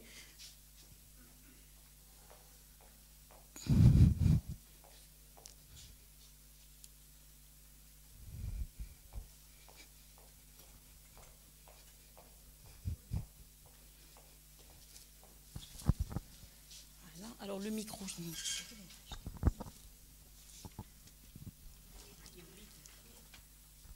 Alors là, on va voir une patiente. Le micro, s'il vous plaît, descendez chez madame. Alors, pardon, on va mettre du gel. Hop là. Hop, la sonde. Alors là, vous m'entendez? Vous m'entendez? Très bien. Alors, donc cette patiente, donc elle est quand même avancée, elle est au 3e trimestre. J'espère qu'on pourra... on a vu tout à l'heure une qui était à 26 semaines, mais le bébé, il était à... il bougeait beaucoup avec un dos en avant, donc c'était pas possible de bien voir. Donc je reprends celle-là que j'ai vue tout à l'heure. Donc vous voyez, donc elle est pas à 22 semaines celle-là. Donc celle-là elle est à terme, hein, elle est je crois à 36 semaines. C'est pas grave, elle est à 36 semaines. On a déjà enregistré. 25. Après donc je vais faire dès que vous la mettez, je vais passer des cas le temps qu'on switch. C'est pas grave, voilà. Ok, parfait. Alors, donc là, on va commencer. Non, non, non, vous m'avez. Non, non, j'enlève. Je ne vais pas sur les cas. Oui. Ah, ça super. C'est magnifique. Mais enlevez les vidéos. Enlevez. Je vais en live. Là.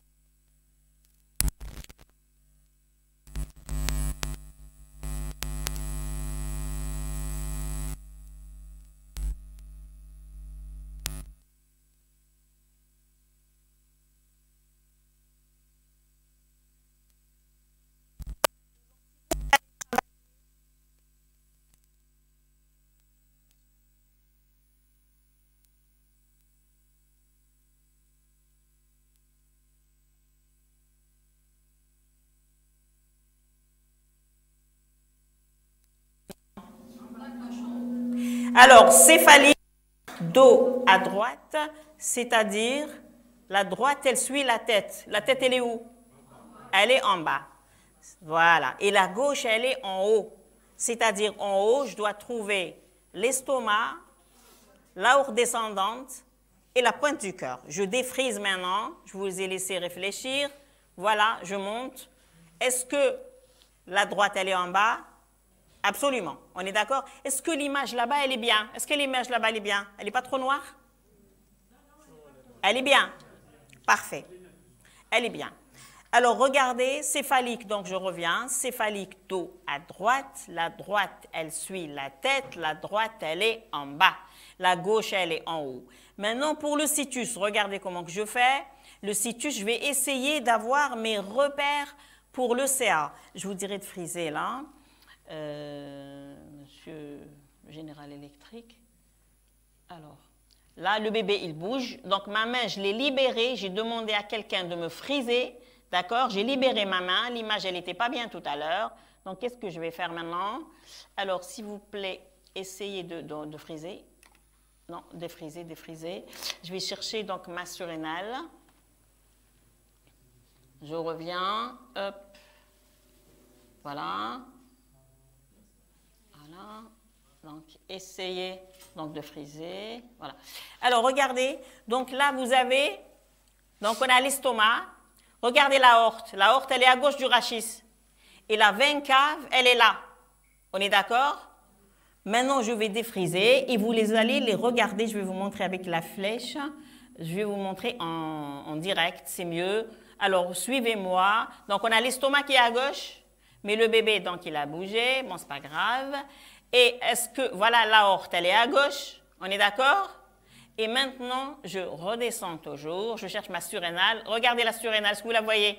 Ça, c'est la surrénale. Et à l'extrémité de la surrénale, regardez, voilà, la surrénale, elle est là. Et à l'extrémité, on a un petit vaisseau. C'est la veine cave. Voilà, donc, l'aorte descendante. Voilà la veine cave. Et je descends un peu plus bas. Je vais descendre un peu plus bas. Je vais vous montrer la vésicule. Bon, je libère ma main gauche. Alors, voilà, pour vous pouvoir voir la vésicule biliaire. Bon, le bébé, elle est à 36 semaines, donc je n'arrive pas à bien le bouger. C'est pas grave. Je vais essayer de monter au niveau du cœur, d'accord? Alors, le cœur, je vais me mettre là. Je vais encore le tourner. Voilà, parce qu'on a les structures osseuses, d'accord?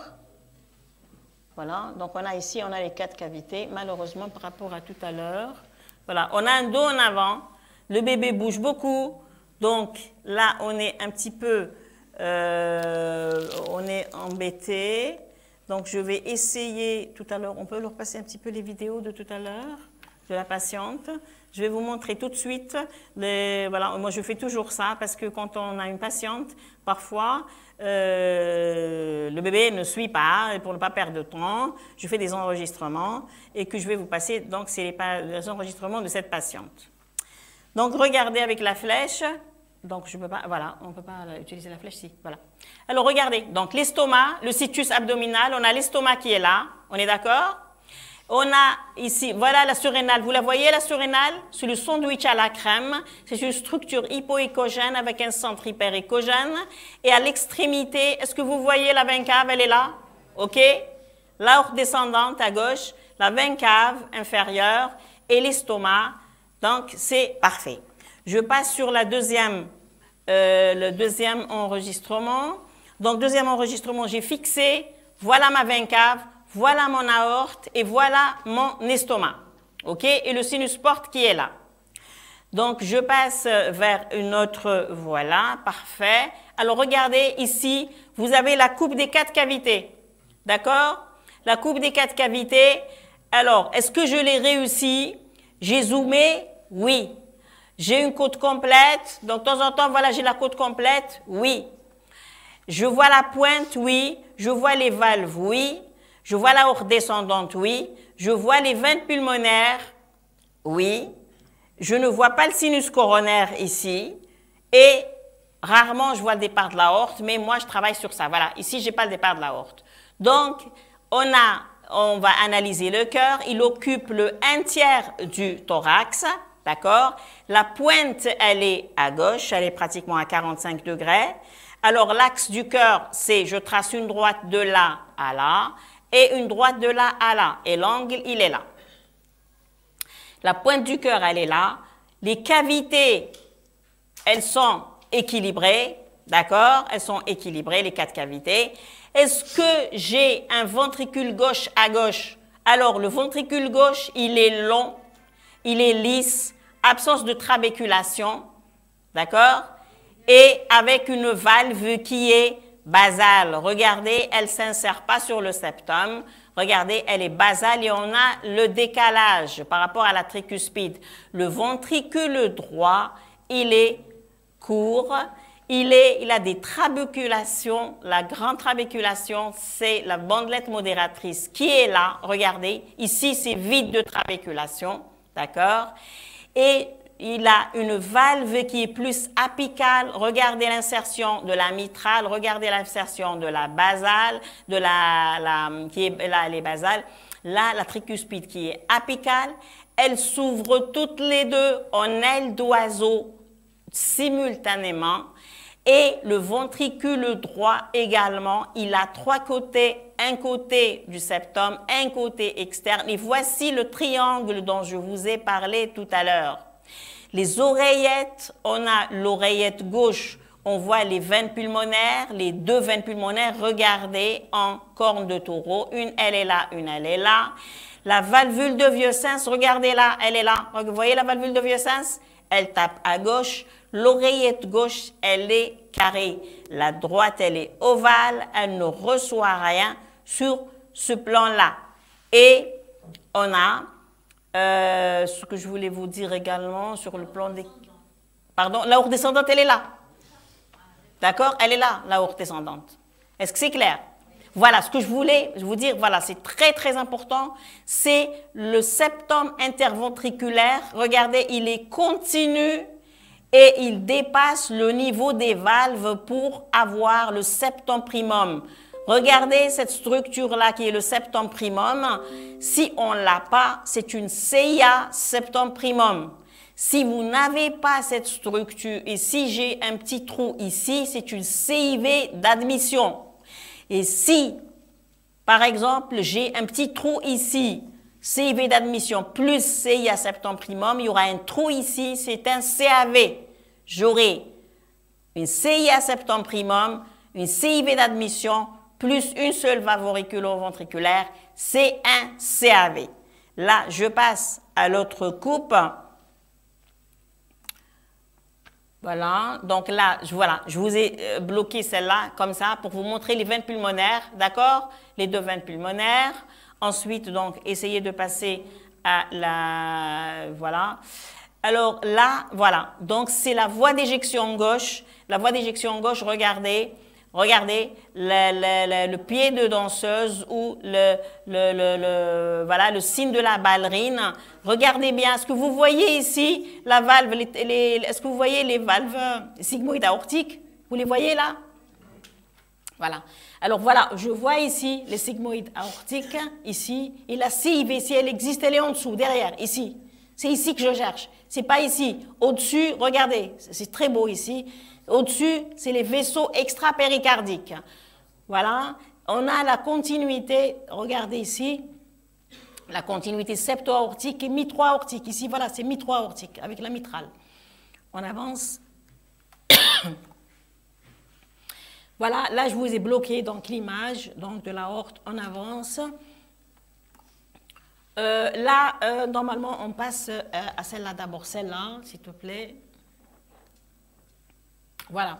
Là, vous avez donc la coupe, regardez, du ventricule droit, la coupe de la voie droite. La voie droite, branche droite de l'artère pulmonaire qui cravate l'aorte et la veine cave avec la zygose. Regardez, le diamètre de l'AP, il est un peu supérieur à celui de l'aorte, il est un peu supérieur à celui, d'accord?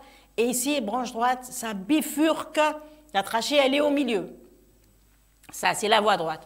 Maintenant, on va voir la voie gauche. On revient donc, je crois qu'on était là, oui, voilà. Ou bien il y avait une vidéo avant. Non, non, je crois qu'il y avait une vidéo avant qu'on n'a pas vue. Attends, voilà. Non, c'est pas celle-là. Non, voilà, c'est celle-là. Je crois que c'est une vidéo. C'est pas une vidéo, c'est celle-là. C'est celle-là qu'on doit voir, je pense. Voilà, attends. Celle-là, je crois qu'on l'a vue. Non, non, c'est bon. Voilà, donc, oui, c'est celle-là, voilà. Alors là, regardez, c'est 3 vaisseaux et trachées, on est d'accord? Regardez, là, ils convergent. Là, c'est le canal artériel, là, c'est l'aorte horizontale, et là, c'est la veine cave. La trachée, elle est là, ils vont à gauche. On voit celle d'après avec le Doppler pour vous montrer que le flux, il est antérograde, d'accord? Les deux, ils sont bleus, d'accord? Voilà. Ensuite, on voit celle d'après. Non, pas celle-là, on l'a vue. Celle-là, on l'a vue. Je crois, la vidéo ici. Voilà. Alors là, regardez, c'est une boucle. Je vais depuis le 4 cavités, voie d'éjection gauche. Attendez, là, le situs, regardez l'abdomen. Vous allez voir, voilà, l'abdomen, 4 cavités, voie d'éjection gauche, voie d'éjection droite et 3 vaisseaux plus trachée. D'accord? Maintenant, je reprends sur la patiente, je vais voir si on arrive. Sinon, on va voir celle de 24-25 semaines. Voilà, si c'est, voilà, on reprend celle-là, peut-être avec le live. Oups. Et on va voir, voilà, c'est justement c'est cette patiente qu'on a vue tout à l'heure. Maintenant, le bébé ne se présente pas bien. Parce que pourquoi? Parce qu'on a un dos en avant. On passe donc à une autre patiente. Je préfère mettre une autre patiente si elle est mince, celle de 24-25 semaines. OK, merci. S'il vous plaît, les organisateurs, est-ce que vous pouvez me remettre sur mon topo le temps qu'ils installent la prochaine? Est-ce que c'est simple? Si ce n'est pas simple, on reste. On peut me remettre ma présentation pour gagner du temps. Oui, voilà, parfait. Alors, en attendant qu'ils installent la patiente, vous me dites, hein, dès que tout est prêt, on switch de l'autre côté. Regardez, là, c'est un cas clinique. Alors, 27 ans, c'est sa première grossesse, elle est à 30 semaines. Le gynécologue me l'adresse pour un liquide amniotique, excès de liquide et l'estomac. Non vu, son souci, c'est qu'il n'a pas vu d'estomac, il a peur d'une atrésie de l'œsophage, tout simplement. Mais quand je fais tout le morphogramme, regardez, donc on voit une côte complète, j'ai zoomé, qu'est-ce qu'on voit? On voit qu'il y a un trou, ce que je viens de vous expliquer tout à l'heure. On a une CIV d'admission, on a une CIA septentriment, mais une seule valve auriculo-ventriculaire, c'est un canal atrio-ventriculaire. Là, parce que le gynécologue, il n'a pas l'habitude de voir le cœur, il ne sait pas comment réussir sa coupe 4 cavités, donc il est passé, et vous savez très bien, quand on a ça, on peut avoir 30% des cas, une trisomie 21. Donc, vous voyez parfaitement ici. Donc, regardez, vous voyez, donc le trou. Et quand on est en systole, vous avez un aspect de cette valve auriculo-ventriculaire. On a un aspect qui est en amas de cette valve. Voilà. Donc, sur cette patiente, bon, que j'ai pas de retour pour avoir le... Voilà. Là, c'est une autre patiente. Vous me dites quand c'est prêt? Alors là, c'est une autre patiente, regardez, 42 ans, consanguinité du premier degré, et je fais ma coupe 4 cavités qui a l'air tout à fait normale. Sur la coupe 4 cavités, on ne peut pas voir les anomalies des gros vaisseaux. Et quand je vais sur la vidéo, le premier vaisseau qui sort, c'est quoi? Regardez, donc vous allez voir, hop, premier vaisseau qui sort, voilà, le voici, et bifurque. VGAP, d'accord, c'est une transposition des gros vaisseaux. Regardez là, voilà, d'accord, VGAP, vous voyez? Et après ici, regardez les trabéculations du ventricule droit, VD aorte, d'accord? L'aorte n'a plus l'aspect en ballerine. C'est une transposition des gros vaisseaux. Oui, ok. Alors, on repart sur l'échographe.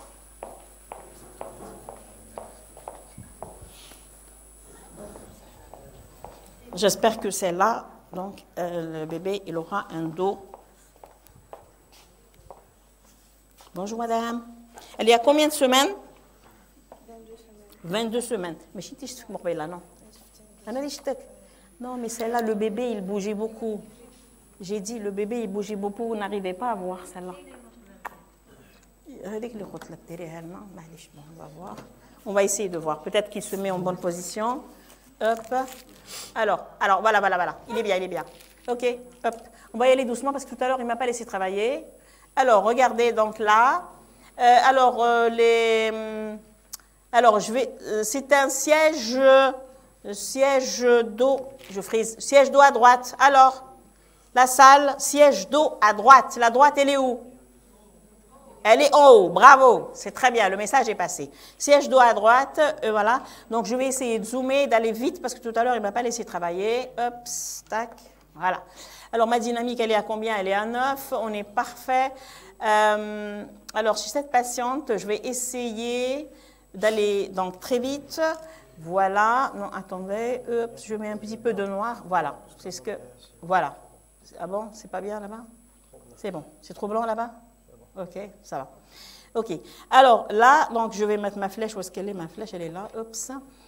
Alors, je vais descendre. Je me mets... Voilà. Alors, sur le plan du CA, donc, je vais essayer. Donc, ma gauche, elle est là. Voilà. Et hop, et je vais friser quand il le faut. Voilà, mon sinus port. Alors, la surrénale, regardez la surrénale, elle est là. Est-ce que vous voyez la surrénale? Elle est là. D'accord? L'extrémité, regardez, le sandwich à la crème. L'extrémité, c'est la veine cave inférieure. L'aorte, elle est à gauche. Le sinus port, il est là. D'accord? L'estomac, elle est en bas. D'accord? Parce que la droite, elle est en haut. Maintenant, je monte en haut, voir le cœur. Alors, le cœur, je n'ai pas bien zoomé, je vais juste zoomer, pas comme ça, pour bien voir le cœur. Voilà, je veux quand même ça, voilà. Voilà. Alors, regardez une côte complète. Vous voyez comment que je fais? Je regarde la côte complète, j'ai ma coupe 4 cavités, hop. Regardez, côte complète, coupe 4 cavités. OK? Maintenant, je défrise. Alors, je vais vous montrer les veines pulmonaires. Est-ce que vous voyez les belles veines pulmonaires ici? Vous les voyez? Une veine là, une veine là. Le ventricule gauche avec les caractéristiques d'un ventricule gauche. Le ventricule droit avec les trabéculations, les valves qui s'ouvrent bien. Tout ça, on l'a vu. Regardez un très beau septum primum. Le septum, regardez, j'ai un abord latéral. Regardez, j'ai le septum interventriculaire et j'ai ici le septum primum, la valvule de Vieux-Sens qui tape à gauche. Donc, voilà, je vais essayer de vous montrer également, alors, la voie d'éjection gauche. Alors, la voie d'éjection gauche, la voici. Est-ce que vous la voyez bien? La voie d'éjection gauche, regardez, hop, attendez, tac. Docteur Afri, je vous demande... A-t-il dire oui? Je vous demande juste une question. Oui. Parce que bon, il reste 5 minutes pour la pause café. Oui. Est-ce que les médecins sont d'accord pour ne pas assister à la pause café? Vous avez un quart d'heure de plus. Oui, d'accord. Vous allez finir avant. Voilà. Moi, je suis là, je reste. Hein. Et comme ils veulent. Vous voulez la pause café à 11h ou là vous abandonnez la pause café, vous continuez les 15 minutes, vous allez profiter mal. Vous continuez? Ok. Voilà, ok. Ceux qui veulent passer dans la pause café, ils jouent, on ferme la porte, les dérangez. Voilà, merci. Alors, regardez la voie d'éjection. Est-ce que vous voyez parfaitement, regardez, est-ce que vous voyez parfaitement la voie d'éjection gauche? D'accord? Regardez les valves. Regardez les valves. Est-ce que vous voyez la valve ici? Attendez, là, vous voyez la valve ici? Vous voyez la valve? Hop, la voici, elle est là. Et si vous avez une CIV, c'est là, c'est en dessous, derrière. D'accord? Si vous faites ça, vous avez cette coupe-là. Vous avez, attendez, je vais friser. Hop, voilà. Ah, voilà. Regardez, si j'ai cette coupe-là, je vois cette valve ici, et que derrière ici, j'ai rien, c'est continu, eh bien, je n'ai pas de CIV. Ma CIV, je la cherche là, au niveau des valves, derrière. Est-ce que c'est clair? Voilà, ça c'est très très important. Souvent, le gynécologue, il ne sait pas quoi chercher. Ou chercher sa CIV. Voilà donc, regardez, la voie d'éjection gauche, elle est très belle. D'accord? Regardez, vous voyez là, c'est magnifique. Vraiment une très belle ballerine. Voilà l'aspect d'une aorte. Regardez la ballerine. Vous avez vu la ballerine? Hein, le pied de danseuse? Ça, c'est tout à fait normal. Et la valve, elle est là. Et regardez la continuité septo-aortique et mitro-aortique. Maintenant, je vais essayer de passer vers, j'espère pouvoir avoir la voie d'éjection droite. Voilà, j'ai la voie d'éjection droite. Pas comme sur mes images. Voilà, attendez. Ah, mince. Annulé. Hop. Qu'est-ce que j'ai fait? J'ai fait une connerie. Au lieu de friser. Alors, regardez là. Artère pulmonaire, branche droite de l'artère pulmonaire, branche gauche. Et ici, vous avez, il cravate l'aorte. D'accord? Le diamètre de la paix est supérieur à celui de l'aorte. Maintenant, je vais défriser et vous allez voir en live. C'est mieux. Alors maintenant, j'utilise ma main gauche. Regardez. Vous avez vu la qualité de l'image quand j'utilise ma main gauche? Je tourne. Vous voyez la main gauche? Est-ce que vous voyez la veine cave? Vous voyez toutes les structures. Je vous dirai de friser quand il faut friser. Hein? D'accord. Voilà. On frise? Good. Voilà. Est-ce que... Voilà. Non, mince. Voilà. Voilà l'artère pulmonaire. Branche droite de l'artère pulmonaire qui cravate l'aorte, la veine cave et la zygose. Est-ce que vous voyez? Et ça, c'est la branche. Voilà. Ah oui, c'est-à-dire je rapproche le bébé. Regardez maintenant mes images maintenant parce que oui, elles sont de meilleure qualité. Voilà. Maintenant, je vais essayer d'avoir les 3 vaisseaux, je vous dirais, quand il le faut, de bloquer. Allez-y, attendez. Noch nicht. Voilà. Noch nicht en allemand, ça veut dire pas encore. Alors, voilà. On voit ici, mais pas comme je veux. J'essaye de... Voilà, je suis sur le tronc veineux et nominé. Là, regardez les veines pulmonaires. Vous avez vu comment elles sont belles? Voilà. De temps en temps, on revient. Alors, regardez. Vous avez vu maintenant ma sonde? Où est-ce que je suis? Regardez, vous voyez comment je fais? Je viens carrément, je vais de l'autre côté et j'essaye donc d'avoir ce que je veux. Voilà. Essayez de bloquer. Hop. Regardez. Vous avez vu là les 3 vaisseaux? 3 vaisseaux. Canal artériel. Aorte horizontale, veine cave, et ça c'est quoi? C'est la trachée. Ils vont à gauche.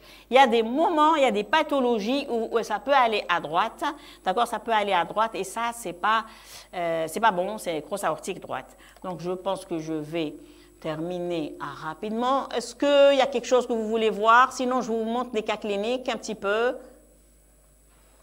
Ça va? Voilà. Sépia. Bon, c'est bon, j'arrête, je vais passer sur... switchez-moi sur les cas cliniques, s'il vous plaît, je vous montre quelques cas, rapidement. Alors, pourquoi j'y vais sur le sépia? Parce que ça donne une image plus contrastée dans le cœur, d'accord? Voilà. Donc, rapidement, 15 minutes, je vous montre quelques cas, d'accord? Parce que qui sont très informatifs. Voilà, je suis donc là, tout à l'heure, c'est la transposition. Alors, quand vous avez une transposition des gros vaisseaux, regardez. Je fais la lumière, s'il vous plaît, en état.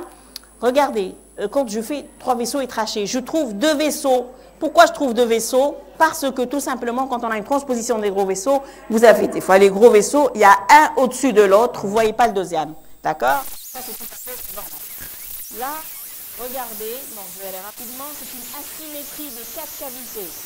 Asymétrie, je vous ai dit, les cavités doivent être équilibrées. Vous réussissez d'abord votre coupe 4 cavités. Si vous ne la réussissez pas, vous pouvez construire des asymétries, des hernies diaphragmatiques, plein de pathologies, donc, et qui n'existent pas. Donc là, je suis sur la coupe 4 cavités. Regardez, une côte complète, 4 cavités, un ventricule gauche que l'on ne voit pas. Si vous ne voyez pas le ventricule gauche qui ne fonctionne pas bien, on peut avoir plusieurs pathologies à l'origine. Je ne vais pas m'attarder sur ça. Moi, tout ce que je sais, vous déjà, dépisteur, vous voyez une asymétrie, vous l'adressez, bravo, vous avez fait votre travail. Vous voulez avancer, c'est très bien. Alors, il y a une asymétrie. Quand je vois ça, je me dis, il y a un ventricule gauche qui est petit, donc automatiquement, très probablement, je vais avoir une aorte qui est petite. Donc, avant de monter, de faire les 3 vaisseaux et 3 vaisseaux plus trachés, je me dis que la branche droite de l'artère pulmonaire qui cravate l'aorte, elle doit être petite. Et sur les 3 vaisseaux, j'aurai 3 vaisseaux, mais de diamètre dégressif. Certainement pas. Je vais peut-être avoir un canal artériel qui est bien, mais l'aorte horizontale, elle doit être petite. Pourquoi? Parce que j'ai un ventricule gauche qui est petit. Alors j'y vais, je mets le Doppler, rien ne passe à gauche, mais regardez, 3 vaisseaux que je vous ai montrés tout à l'heure, regardez. Branche droite de l'artère pulmonaire qui cravate l'aorte, elle est là. Vous avez vu comment elle est petite? Et elle est plus petite que la veine cave. Et quand je fais 3 vaisseaux plus trachée, je monte en haut, regardez, j'ai le canal artériel, j'ai l'aorte horizontale qui est très petite et la veine cave supérieure. Et la cerise sur le gâteau, quand je mets le Doppler, je trouve que le canal artériel, il est en antérograde parce qu'il n'y a pas de problème sur la voie droite, mais de l'autre côté, c'est rétrograde. Donc, regardez, voilà. Et ça, c'est une pathologie qui est ductodépendante. Le bébé, il s'en sort dans le ventre de sa maman parce qu'il y a le foramen ovale. Si je ne fais pas le diagnostic, premier cri, trou de Bottal se ferme, le retour veineux va revenir, donc voilà, et va revenir, mais sur l'aorte, mais si jamais vous avez le canal artériel qui va se refermer, d'accord, on risque d'avoir un collapsus. Pourquoi? Parce que l'aorte est petite, d'accord. C'est pour ça, si je fais le diagnostic, donc j'adresse la patiente, il y aura des cardiopédiatres, ils préparent la prostine, et j'explique à la patiente que c'est un cas quand même, voilà, difficile. Est-ce que vous avez vu l'intérêt de faire le diagnostic des pathologies, donc tributaires du canal artériel? Là, regardez, 27 ans, G2P1, actuellement grossesse de 31 semaines, échographie fœtus, position céphalique, dos à gauche. La gauche, elle est où? Elle est en bas, bravo. Mais, malheureusement, je la trouve en haut. D'accord? Donc, non, ce n'est pas un situs inversus.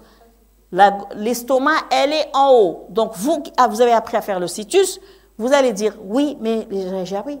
Au départ, quand ça va vous arriver, vous allez dire, non, non, je me suis trompée. Vous allez essayer même d'imaginer tout, mais finalement, elle est à gauche et vous êtes sûr que quand vous montez en haut, c'est une cardiopathie complexe. Regardez, un CAV avec des gros vaisseaux qui sont transposés. Voilà. Donc, vous voyez, c'est une cardiopathie complexe, gros vaisseau transposé. Là, je vous ai montré, là, c'est une patiente à 28 semaines. Regardez, anomalie de la contractilité, d'accord, chez cette patiente. Celle-là, c'est une ICSI. C'est une ICSI. Vous savez qu'il y a plus de pathologies, de malformations chez les PMA. Donc, regardez, une asymétrie, vous voyez, des 4 cavités. Et quand on a une asymétrie des 4 cavités, donc, regardez là, regardez bien la vidéo. Regardez, vous voyez le VG? Il est petit, il est petit, il est épais, il ne se contracte pas, il ne fait pas la pointe.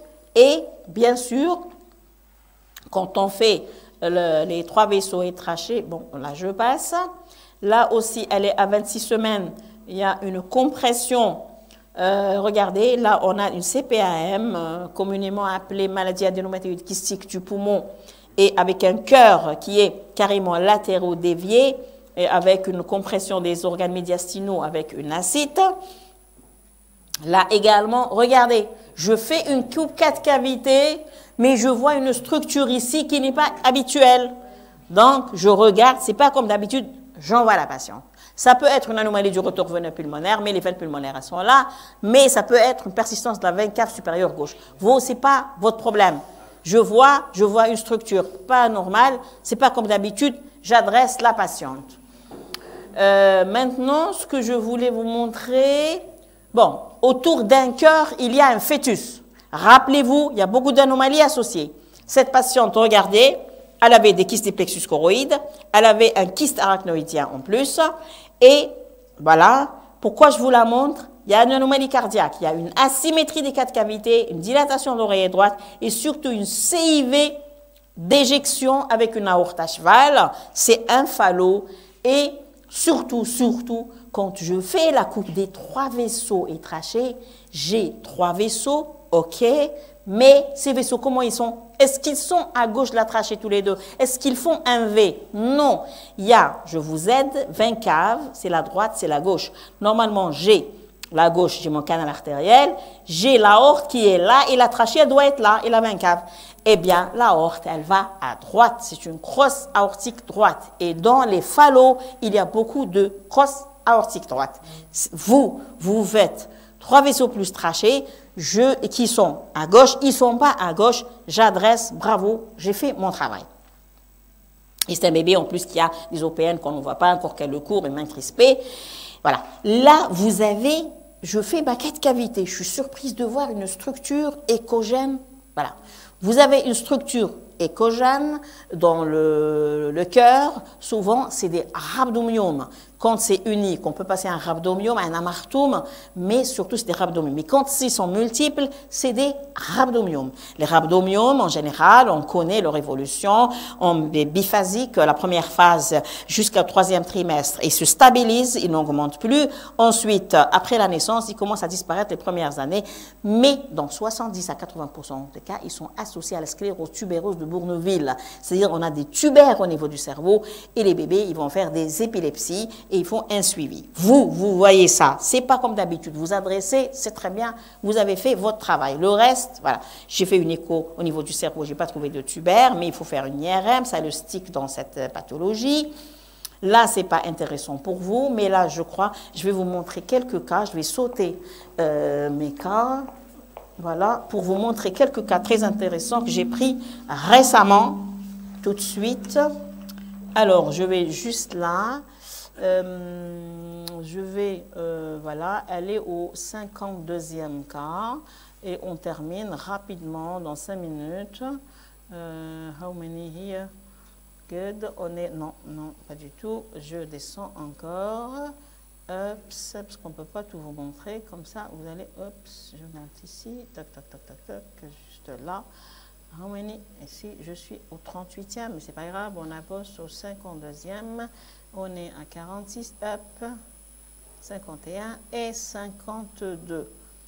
Alors, ups, et on y va sur le plein écran et c'est gagné. It's good. Voilà. Alors là, vous voyez la taille du cœur. On doit analyser la taille du cœur. Là, le cœur, il occupe pratiquement tout le thorax. Retenez, donc tout le thorax, tout est dilaté, mais surtout les cavités droites. Retenez que quand vous avez une oreillette dilatée, c'est-à-dire il y a une insuffisance de la valve d'aval. Ça veut dire ici, ça veut dire que nous avons une insuffisance au niveau de la valve tricuspide. Là, vous qui êtes des pisteurs, on n'a pas besoin de diagnostic. Le cœur est trop gros, j'adresse. Vous adressez, le gynécologue, celui qui fait l'expertise, déjà, lui, il a l'œil quand il regarde, mais vous, je suis sûre que vous n'avez pas, voilà, la valve, la tricuspide, elle n'est pas là. Elle est là. Regardez, vous voyez ici une structure ici qui s'ouvre, qui se ferme ici? Vous la voyez? Oui, c'est difficile à voir. C'est ce qu'on appelle un Epstein. Un Epstein, c'est quoi? Vous avez des valves tricuspides qui sont accolées le long des ventricules, d'accord, qui sont le long de la paroi ventriculaire, des fois difficiles à visualiser. Ça dépend du degré d'accollement, d'accord. Ici, c'est très accolé jusqu'en bas, et d'ailleurs, quand je fais, vous allez voir le Doppler, regardez la régurgitation. Vous voyez ici la régurgitation, vous la voyez là, d'accord. Ça, c'est une maladie sévère, c'est très très grave. Ça dépend du degré d'accollement, et voilà. C'est un voilà, regardez comment c'est gros. Vous voyez, ma valve, elle est là. Voilà, c'est l'autre, elle est ici. Mais l'autre, elle est, regardez. Il y a une atrialisation carrément du ventricule droit. Là, c'est un autre cas. On a une valve tricuspide qui est là. Et ici, c'est la valve mitrale. Là aussi, j'ai une dilatation de l'oreillette droite. Et la valve, si vous avez vu, donc la valve tricuspide, elle est un peu basse. C'est un autre Epstein, mais où on a, c'est moins grave que celui de tout à l'heure. Et regardez la régurgitation, comment elle est importante. C'est pourquoi? Parce que la valve, elle est accolée, elle ne se ferme pas bien. Donc, vous avez du sang qui revient et donc l'oreillette droite n'arrive pas à gérer, donc elle grossit et on peut arriver à une insuffisance cardiaque. Là, c'est une patiente qui est je trouve un RCO inférieur au P3, on trouve un cœur qui est gros. Regardez, on a le cordon, une artère et une veine, et regardez les veines pulmonaires, comme elles sont belles, d'accord? Là, c'est des images que j'ai prises avec mon dernier échographe. Et si vous voyez, voilà la mitrale, mais la tricuspide, elle est là, ok? C'est un autre Epstein, voilà, regardez. Donc, je vous ai mis toutes les VGA aorte, VDAP. Et je vais vous mettre une vidéo. Vous voyez la vidéo? Vous voyez la valve, elle est où? D'accord? Ça, c'est un Epstein aussi. Voilà, regardez. Voilà, regardez là, c'est zoomé, on voit parfaitement la valve en bas. D'accord? Voilà. Donc ça, c'est le Doppler également. Voilà. Hein, c'est parfait. Maintenant, je vous montre. Là, c'est en stick, c'est pas un problème. Là, je voulais vous montrer. Vous voyez la coupe 4 cavités. Je vous ai dit, vous analysez votre septum interventriculaire. Je vois un petit trou ici. Je vois un petit trou et là, le situs, regardez l'estomac et ici l'aorte et la veine cave, le sinus porte. Et regardez là, regardez, vous voyez là, j'en vois même, il y a d'autres, il y a des petites, c'est comme du gruyère, il y en a ici, mais celle-là, c'est la plus grande. Et regardez les veines pulmonaires, comme elles sont belles, d'accord? Et surtout, je vais vous la montrer, regardez en Doppler bien réglé, je vois, donc la communication, ici, je suis en duplex entre le normal et le Doppler. Là, c'est une autre patiente. Voilà donc son situs. C'est une céphalique, je crois que c'est un siège qui est, j'ai mis, c'est un siège qui est un dos à gauche. Je crois que c'est un siège dos à gauche. Donc la gauche, elle est en haut. Voilà, la pointe du cœur, elle est en haut. D'accord? Mais regardez le premier vaisseau qui sort. Regardez, hop, le premier vaisseau qui sort, c'est une AP. Regardez l'aspect de l'aorte. L'aorte c'est d'une TGV. Vous avez vu comment l'aorte, elle est? On n'a pas la ballerine. D'accord? Donc le premier vaisseau, c'est une AP. Le deuxième, regardez, hop, c'est une aorte. Et 3 vaisseaux et trachées. D'accord? 3 vaisseaux. Je vois que 2 vaisseaux. Je vous ai dit, dans une transposition des gros vaisseaux, on peut avoir un au-dessus de l'autre. Et ça, c'est quoi? Une belle... Exactement, c'est le thymus. Ça, c'est le thymus. Il y a des pathologies où ce thymus est trop petit, hypoplasie thymique, ou bien il est carrément absent. Vous avez ces vaisseaux qui sont sur le sternum. C'est ce qu'on appelle donc le digorge. Voilà. Donc là, c'est une asymétrie des 4 cavités. On a ventricule gauche, on a le droit qui est tout petit. Quand vous voyez un droit tout petit, soit vous avez une atrésie de la tricuspide, soit une atrésie pulmonaire, ça passe pas, soit il y a un obstacle sur la voie droite. Un obstacle de la voie droite, c'est quoi? Souvent, c'est dans le phallo, quand on a une aorte à cheval. Le phallo, c'est quoi? Avant, il y avait une définition, on vous disait que le phallo, il y a une CIV, il y a une atrésie pulmonaire, d'accord? Maintenant, cette définition, elle est obsolète. Le phallo, c'est une anomalie de la septation du cœur, c'est-à-dire on a le septum, il y a une CIV avec le septum conal qui est latérodévié en avant et à droite. Ici, il est latérodévié à droite, il va gêner la voie d'éjection droite. Il faut retenir que dans les cardiopathies fœtales, on a des familles de CAV, on a des familles de CIV, on a des familles de phallo, on a des familles de coarctation d'aorte. D'accord? Donc là, on a des familles de phallo. Les familles de phallo, ça dépend. Ou bien le septum conal, il est latérodévié juste un tout petit peu. Il ne gêne pas la voie, tout est symétrique. Vous ne voyez cette CIV d'éjection que quand vous faites le VG aorte, je vous ai montré ou regardez tout à l'heure. Maintenant, grand maximum, la déviation, elle est très importante. Si elle est très importante, ça va gêner complètement la voie droite, comme c'est le cas ici. Et là, vous allez avoir ce qu'on appelle une abso, une atrésie pulmonaire à septum ouvert. C'est ouvert, mais la déviation, elle est tellement importante que la voie droite, elle est complètement... voilà, elle peut, et je fais, regardez, je fais le Doppler, ça passe, rien ne passe à droite, ça passe à gauche, et là je m'y attends à avoir une voie droite, regardez, VG aorte, l'aorte elle est tellement à cheval, elle est sur la voie droite, elle est de l'autre côté, d'accord? Et regardez ce qui peut vous orienter, c'est que parfois dans la coupe 4 cavités, vous êtes gêné, VG aorte, vous êtes gêné, VDAP, vous êtes gêné, mais quand je fais la coupe des 3 vaisseaux plus trachés, vous allez avoir la surprise, tout à l'heure, je vous ai dit, vous qui êtes maintenant expert du normal, que vous avez une AP normalement supérieure à l'aorte, supérieure à la veine cave, vous êtes surpris d'avoir une aorte qui est trop grosse et une AP qui est atrétique. Là, moi, quand je vois ça, je sais que c'est un phallo. C'est-à-dire l'aorte a dilaté. Dilaté, elle est à cheval. Je reviens, je fais des coupes, je vais retrouver ma CIV d'éjection. Regardez ici, vraiment à cheval. Mais là, regardez, là, la P, elle est grêle et l'aorte, elle est dilatée. Et maintenant, c'est très net. Regardez VG aorte. Vous voyez VG aorte? Comment que ça déborde sur la droite? D'accord? Vraiment, le septum conal est trop latéro-dévié. Donc, et ici, regardez là, c'est très beau, en dynamique. Vous voyez l'aorte? Vous voyez la veine cave? Regardez la P, son diamètre. Il est grêle et vous avez l'aorte qui est dilatée. Vraiment, c'est typique. Pardon. Et là, je voulais juste trois vaisseaux. Regardez, trois vaisseaux étrachés.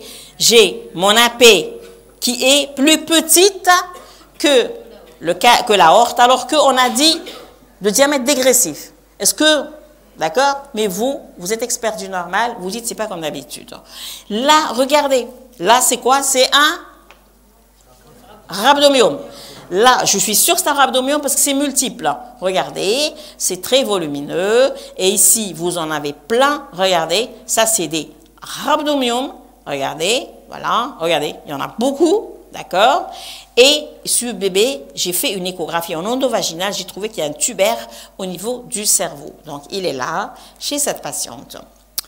Là, juste pour vous montrer une petite asymétrie aussi des quatre cavités, mais cette fois-ci, c'est le ventricule gauche qui est petit. Il ne fonctionne pas. Vous avez ici la droite, il est petit. Et surtout, là, je crois que j'ai une consanguinité. Je crois que c'est une valve qui est insérée un peu plus bas. Si mes souvenirs sont bons, c'est c'est un ventricule gauche qui est petit. Effectivement, c'est un ventricule gauche qui est petit. J'ai tourné, j'ai été de l'autre côté, donc je vois bien un ventricule droit qui est là. Ici, c'est petit. Ça ne passe pas tout à l'heure au Doppler. Et quand je fais VG aorte, vraiment l'aorte, elle est très très atrétique. Et regardez, quand je fais mes trois vaisseaux étrachés, regardez la P et regardez l'aorte comme elle est petite. On est d'accord? Vous êtes d'accord avec moi? D'accord? Et regardez, trois vaisseaux plus trachés. Regardez le canal artériel, mais l'AP, elle est très grêle. Et la cerise sur le gâteau, c'est que vous avez l'AP qui est antérograde et l'aorte, elle est vascularisée en rétrograde. C'est une pathologie ductodépendante, ce que je vous ai expliqué tout à l'heure dans la circulation fœtale. Cette patiente, je dois prévoir de la prostine, il faut que le cardiopédiatre soit présent et donc sinon il va mourir tout de suite ce bébé. Là c'est une patiente, c'est sa première grossesse, regardez, une belle coupe 4 cavités, les veines pulmonaires, tout va bien, mais je monte chez les gros vaisseaux, je trouve qu'il y a un vaisseau qui est à cheval sur le septum, un seul vaisseau, et là vous voyez ça.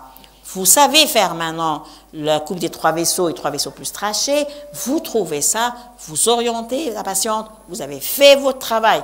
On veut aller plus loin, ça peut être soit un phallo, soit un TAC, un tronc artériel commun. Mais le diagnostic, ce n'est pas tellement important pour vous. Maintenant, cette patiente, alors ça c'est un cas, j'aimerais bien que vous m'écoutiez bien. Ça c'est une patiente pour un petit peu voir, je vous ai dit, le maillon, il y a une chaîne dans la prise en charge pour le dépistage des cardiopathies congénitales et même tout le fœtus. Alors, le premier maillon, et c'est le maillon fort, c'est les dépisteurs. Plus j'ai des dépisteurs qui font bien le dépistage, plus on dépiste de patientes, plus, donc, il y a une bonne prise en charge. D'accord? Alors, le premier maillon, c'est le dépisteur. Ensuite, c'est celui qui fait chez nous, celui qui fait le diagnostic. Il ne faut pas orienter votre patiente chez le cardiopédiatre. Vous orientez chez le cardiopédiatre, il va passer, lui, il ne voit pas les anomalies associées. On est d'accord? Donc, cette patiente, c'est un médecin qui a été vu donc à l'intérieur du pays par un gynécologue. La gynécologue, elle voit ça au départ, elle lui dit pas, elle me dit parce que je la connais bien. Ensuite, après, elle l'envoie chez une cardiopédiatre qui fait là. Après, elle l'envoie à l'hôpital militaire.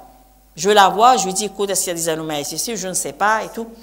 Bon, je lui dis, le travail, il faut normalement l'adresser. Nous, on la voit d'abord, parce que l'hôpital, ils vont rien faire, ils vont la redresser.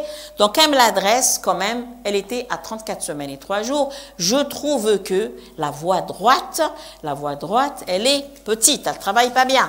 Si je vois que la droite ne travaille pas bien, peut-être j'ai une atrésie tricuspide, peut-être j'ai une atrésie pulmonaire, on est d'accord, peut-être c'est un problème de ventricule, d'accord? Et ensuite, normalement, chez cette patiente, rechercher s'il y a des anomalies associées, j'ai trouvé un petit thorax, et demander à la patiente donc une amniosynthèse, même si elle ne veut pas la faire, mais on lui dit, normalement, il faut faire le cariotype LACPA, d'accord, et voir est-ce qu'il n'y a pas de problème, voilà. Maintenant, elle fait pas, moi je travaille comme il se doit, comme on fait de l'autre côté, d'accord? Donc, elle me l'envoie quand même, voilà. Mais là, regardez, je mets le Doppler, ça passe à gauche, mais à droite, rien ne passe. Regardez les belles veines pulmonaires. Donc, je vous donne le compte rendu. Donc, regardez, la voie gauche, elle est très bien. Mais la voie droite, regardez, l'artère pulmonaire, elle est plus petite que l'aorte. On est d'accord? Voilà. Donc, probablement, il y a une atrésie, voilà, pulmonaire. D'accord? Regardez encore une fois le diamètre ici et le diamètre ici. Et je suspectais un petit thorax. Regardez la vie de la cardiopédiatre qui travaille bien. Elle dit CIA, droite-gauche. Là, c'est pas notre travail parce que la CIA, eux, ils prennent des diamètres du foramen ovale, s'il est légèrement augmenté. Bon, c'est pas important. Voilà. VG, bonne fonction, on l'a dit. Atrésie tricuspide, hypo-VD, atrésie pulmonaire, anneau 4 mm, elle a mesuré les anneaux. Canal artériel perméable, perfusant les artères pulmonaires en rétrograde. Conclusion, cardiopathie univentriculaire. Alors, les cœurs, oui, les cœurs univentriculaires, c'est soit c'est un cœur univentriculaire, on n'a pas de symptômes, soit c'est un cœur univentriculaire parce qu'il y a un ventricule qui ne travaille pas. Soit c'est un problème de VG, soit un problème de VD, d'accord? Et elle dit à la patiente, atrésie tricuspide, atrésie pulmonaire, on y a pensé, cardiopathie non réparable à dos ventricule, et surtout cardiopathie ductodépendante qui conduira au décès du nouveau-né en absence de prise en charge médicale néonatale très spécifique, prostine et chirurgicale palliative. Recherche des malformations associées par le gynécologue, c'est-à-dire qu'elle devait d'abord l'adresser chez nous, et intérêt d'une amniosynthèse à la recherche des malformations génétiques. Est-ce que vous avez compris? Donc là, on m'a dit d'arrêter. Hein? On n'a pas 5 minutes, non? On n'a pas 5 minutes. Bon, c'est pas grave. Donc, on me dit, on n'a pas 5 minutes. Donc, je vous remercie pour votre attention. S'il y a des questions, donc je suis à l'écoute, je suis encore là. Si vous voulez poser des questions, on voit quelques cas ensemble. Merci beaucoup. Oui. Oui, oui. On la voit en dehors de... Oui, on peut la voir. Il y a pas de... Oui, on va la voir. Il n'y a pas de questions? Oui. Pour sa communication excellente, très intéressante et étourdissante. Là, ça c'est... Je demande à ma touche de...